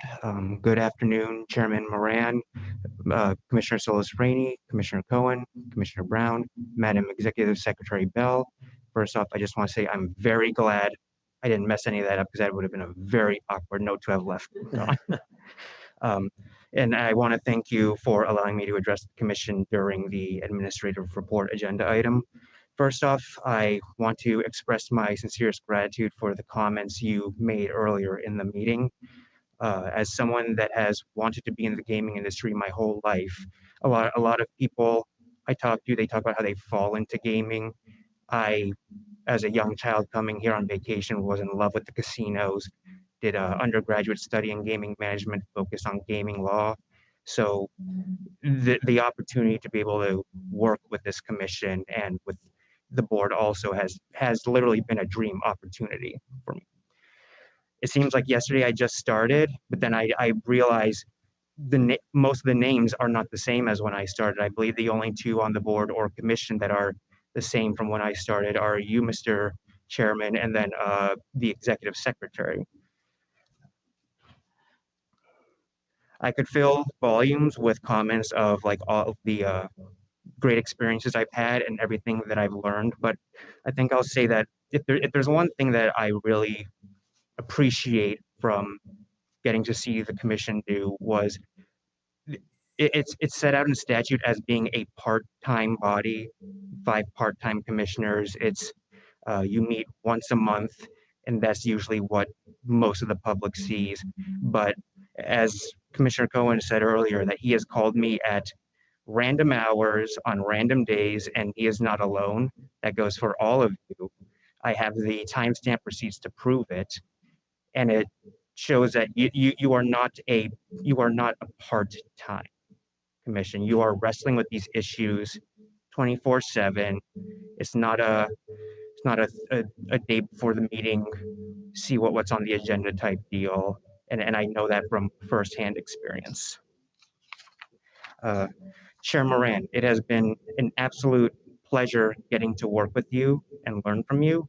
I think out of all the commissioners, our working relationship was probably the one that evolved the most, going from being when you took up the mantle of chairman. And I thank you for making that transition easy, especially when it happened in the middle of a pandemic. I feel we were able to gel and working together very well. And it was, and you always express your gratitude for whatever help I could give, and I likewise express your gratitude for kind of shepherding me along through this process and letting me learn from you and getting to play a part in your distinguished career of public service. I still remember meeting each and every one of the commissioners here. I believe that I scared Commissioner Brown a little when the first binder I dropped off was about 3 huge binders thick. Yes, and I had to assure you that that was not the normal size of a binder. Commissioner Solis Rainey, I remember I was sitting in the executive boardroom with you, like giving you the I guess onboarding materials, sort of thinking, who am I to be onboarding these people? What do I know? Commissioner Cohen, whenever you give me a call to discuss things, your enthusiasm is always infectious. It makes me want to help you. It doesn't feel like an obligation. And then also, Executive Secretary Bell, you really are the unsung hero of both the board and commission. It would all fall apart at the seams if you were not there doing what you do. And it's a shame that you don't have a medical degree, because you could have easily billed me for numerous hours of therapy, especially when I was first starting out being really nervous. You were the one that I fell back on and called, who would pick up the phone at any time and explain to me, here's what you do, or no, that's normal, or okay, that's a concern, but here's how we'll fix it. So you have been an incredible rock of support for these last 5 years. I also give my sincerest thanks and appreciation to the Game Control Board and its incredible staff.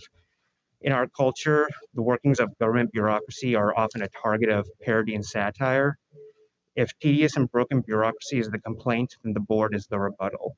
My time interacting with the board and staff has shown me that their efforts are the same comments I made earlier, where it is a 24/7 job. Nothing is ever a check-the-box matter. The time and energy I've seen everyone at the board dedicate to their duties, both internal and industry-facing, are a testament to that. Chair Gibson, as tragic as the underlying circumstances have been, it's been an absolute privilege to see how you have shepherded the Gaming Control Board and the industry through this pandemic. No, again, re-echoing that comment, no hour was ever considered off the clock for you. And the energy and consideration you gave in executing the state's pandemic response is a testament to the strength of this board and all of its members. And also, it's been fun getting to see you come back. I first met you when I was new and you were in the Attorney General's office, and when you first, and I was the scared new guy, not really knowing what I was doing. So I hope that I've been able to show some growth compared to where we were 5 years ago. I likewise extend those sentiments to Member Katsaros and Member Watkins about the dedication of the board, as well as to all the division chiefs, the deputy chiefs, and the entirety of the board staff up and down. Both the board staff and I interact with daily, as well as those I maybe see once a year or so from other parts of the state, have been welcoming to me since day one and always treated me with kindness and professional respect, even when I was a new face around. I also need to give my thanks and appreciation to the gaming division of the Attorney General's office. I believe, Chairman Moran, you made a comment just during that last item that the regulations, it feels like they're working on them 24/7. I've seen what they do. They are, and that just means all the more that when I would call needing a question or asking for some help with something, that they never hesitated to put down what they were doing and help me out as well. So I give my thanks to everyone there, particularly Dag Breinegg and Chief Dag Caruso. Finally, I would be remiss if I did not express my gratitude to Dr. Tony Alamo. Rather than pluck one of the multiple individuals with career experience and institutional knowledge that he could have filled the position with, he took a chance on a fresh, soon-to-be graduate out of law school that was hungry to get experience, but really didn't have that much institutional knowledge. And I'm forever indebted that he had the confidence in me to give me that shot. And as someone new in career and also dreaming about being in the game industry, it has meant the world to me. And I extend that to everyone I've worked with also, and all the interactions I've had with the commission and the board. Everyone has always been super professional. Never once was I treated like the new guy or the guy that didn't really know anything.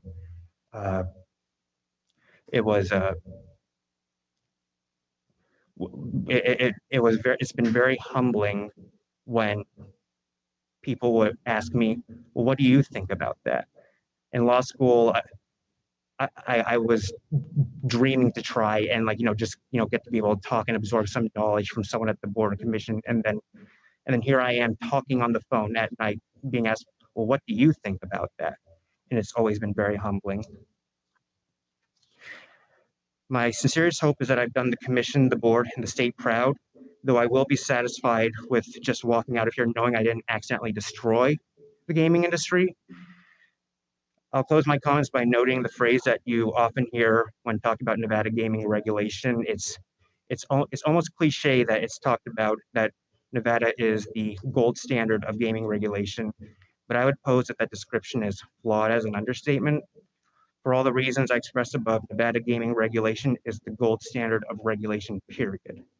It is a gold standard of good government, the kind that masterfully walks the line between policing the industry it regulates while also fostering and encouraging its growth. The kind that balances the needs of private industry with the needs of the state and its citizens. The kind that balances fostering the health of our economy with the health of our people. I would invite any government agency, not just gaming regulation, to look at the Board and Commission as a model for how government and regulatory agencies should operate. So with that, I thank you, Mr. Chairman, Commissioners, Madam Executive Secretary, the Gaming Control Board, DAG's office, and the board staff for your education, guidance, friendship, and just frankly, a really fun ride for the last 5 years. All right, thank you very much. We look forward to following a beautiful career that you have started for yourself. Madam Secretary, are there some other speakers? Not that I am aware of. Okay, nothing up there. Commissioners, anything else? All right. All right, well, that finishes my portion of the administrative. I guess we can hear from Ms. Chair Gibson now. Thank you, Mr. Chairman. Next meeting for the board is Wednesday, August 4th, 2021. We have 7 non-restricted items. We'll start at 9 o'clock and 21 restricted. We'll start at 1. It's the Las Vegas meeting. Thank you very much. Very good, thank you. All right. Public comment. We are done with everything. Madam Secretary, is there anything further or can we close the meeting? There is no one here in Carson for public comment either. So you can be adjourned if you choose. All right, do we have a motion to close? Are we all ready to, that'll do it. All right, we'll be closed and until our next meeting. Thank you all for everything. And thank you for a good meeting. We are gonna miss you, Elijah. Good luck. You helped us all more than you can. The state got more than a bargain for with you. All right, thank you. That'll end our meeting then at this time. Thanks.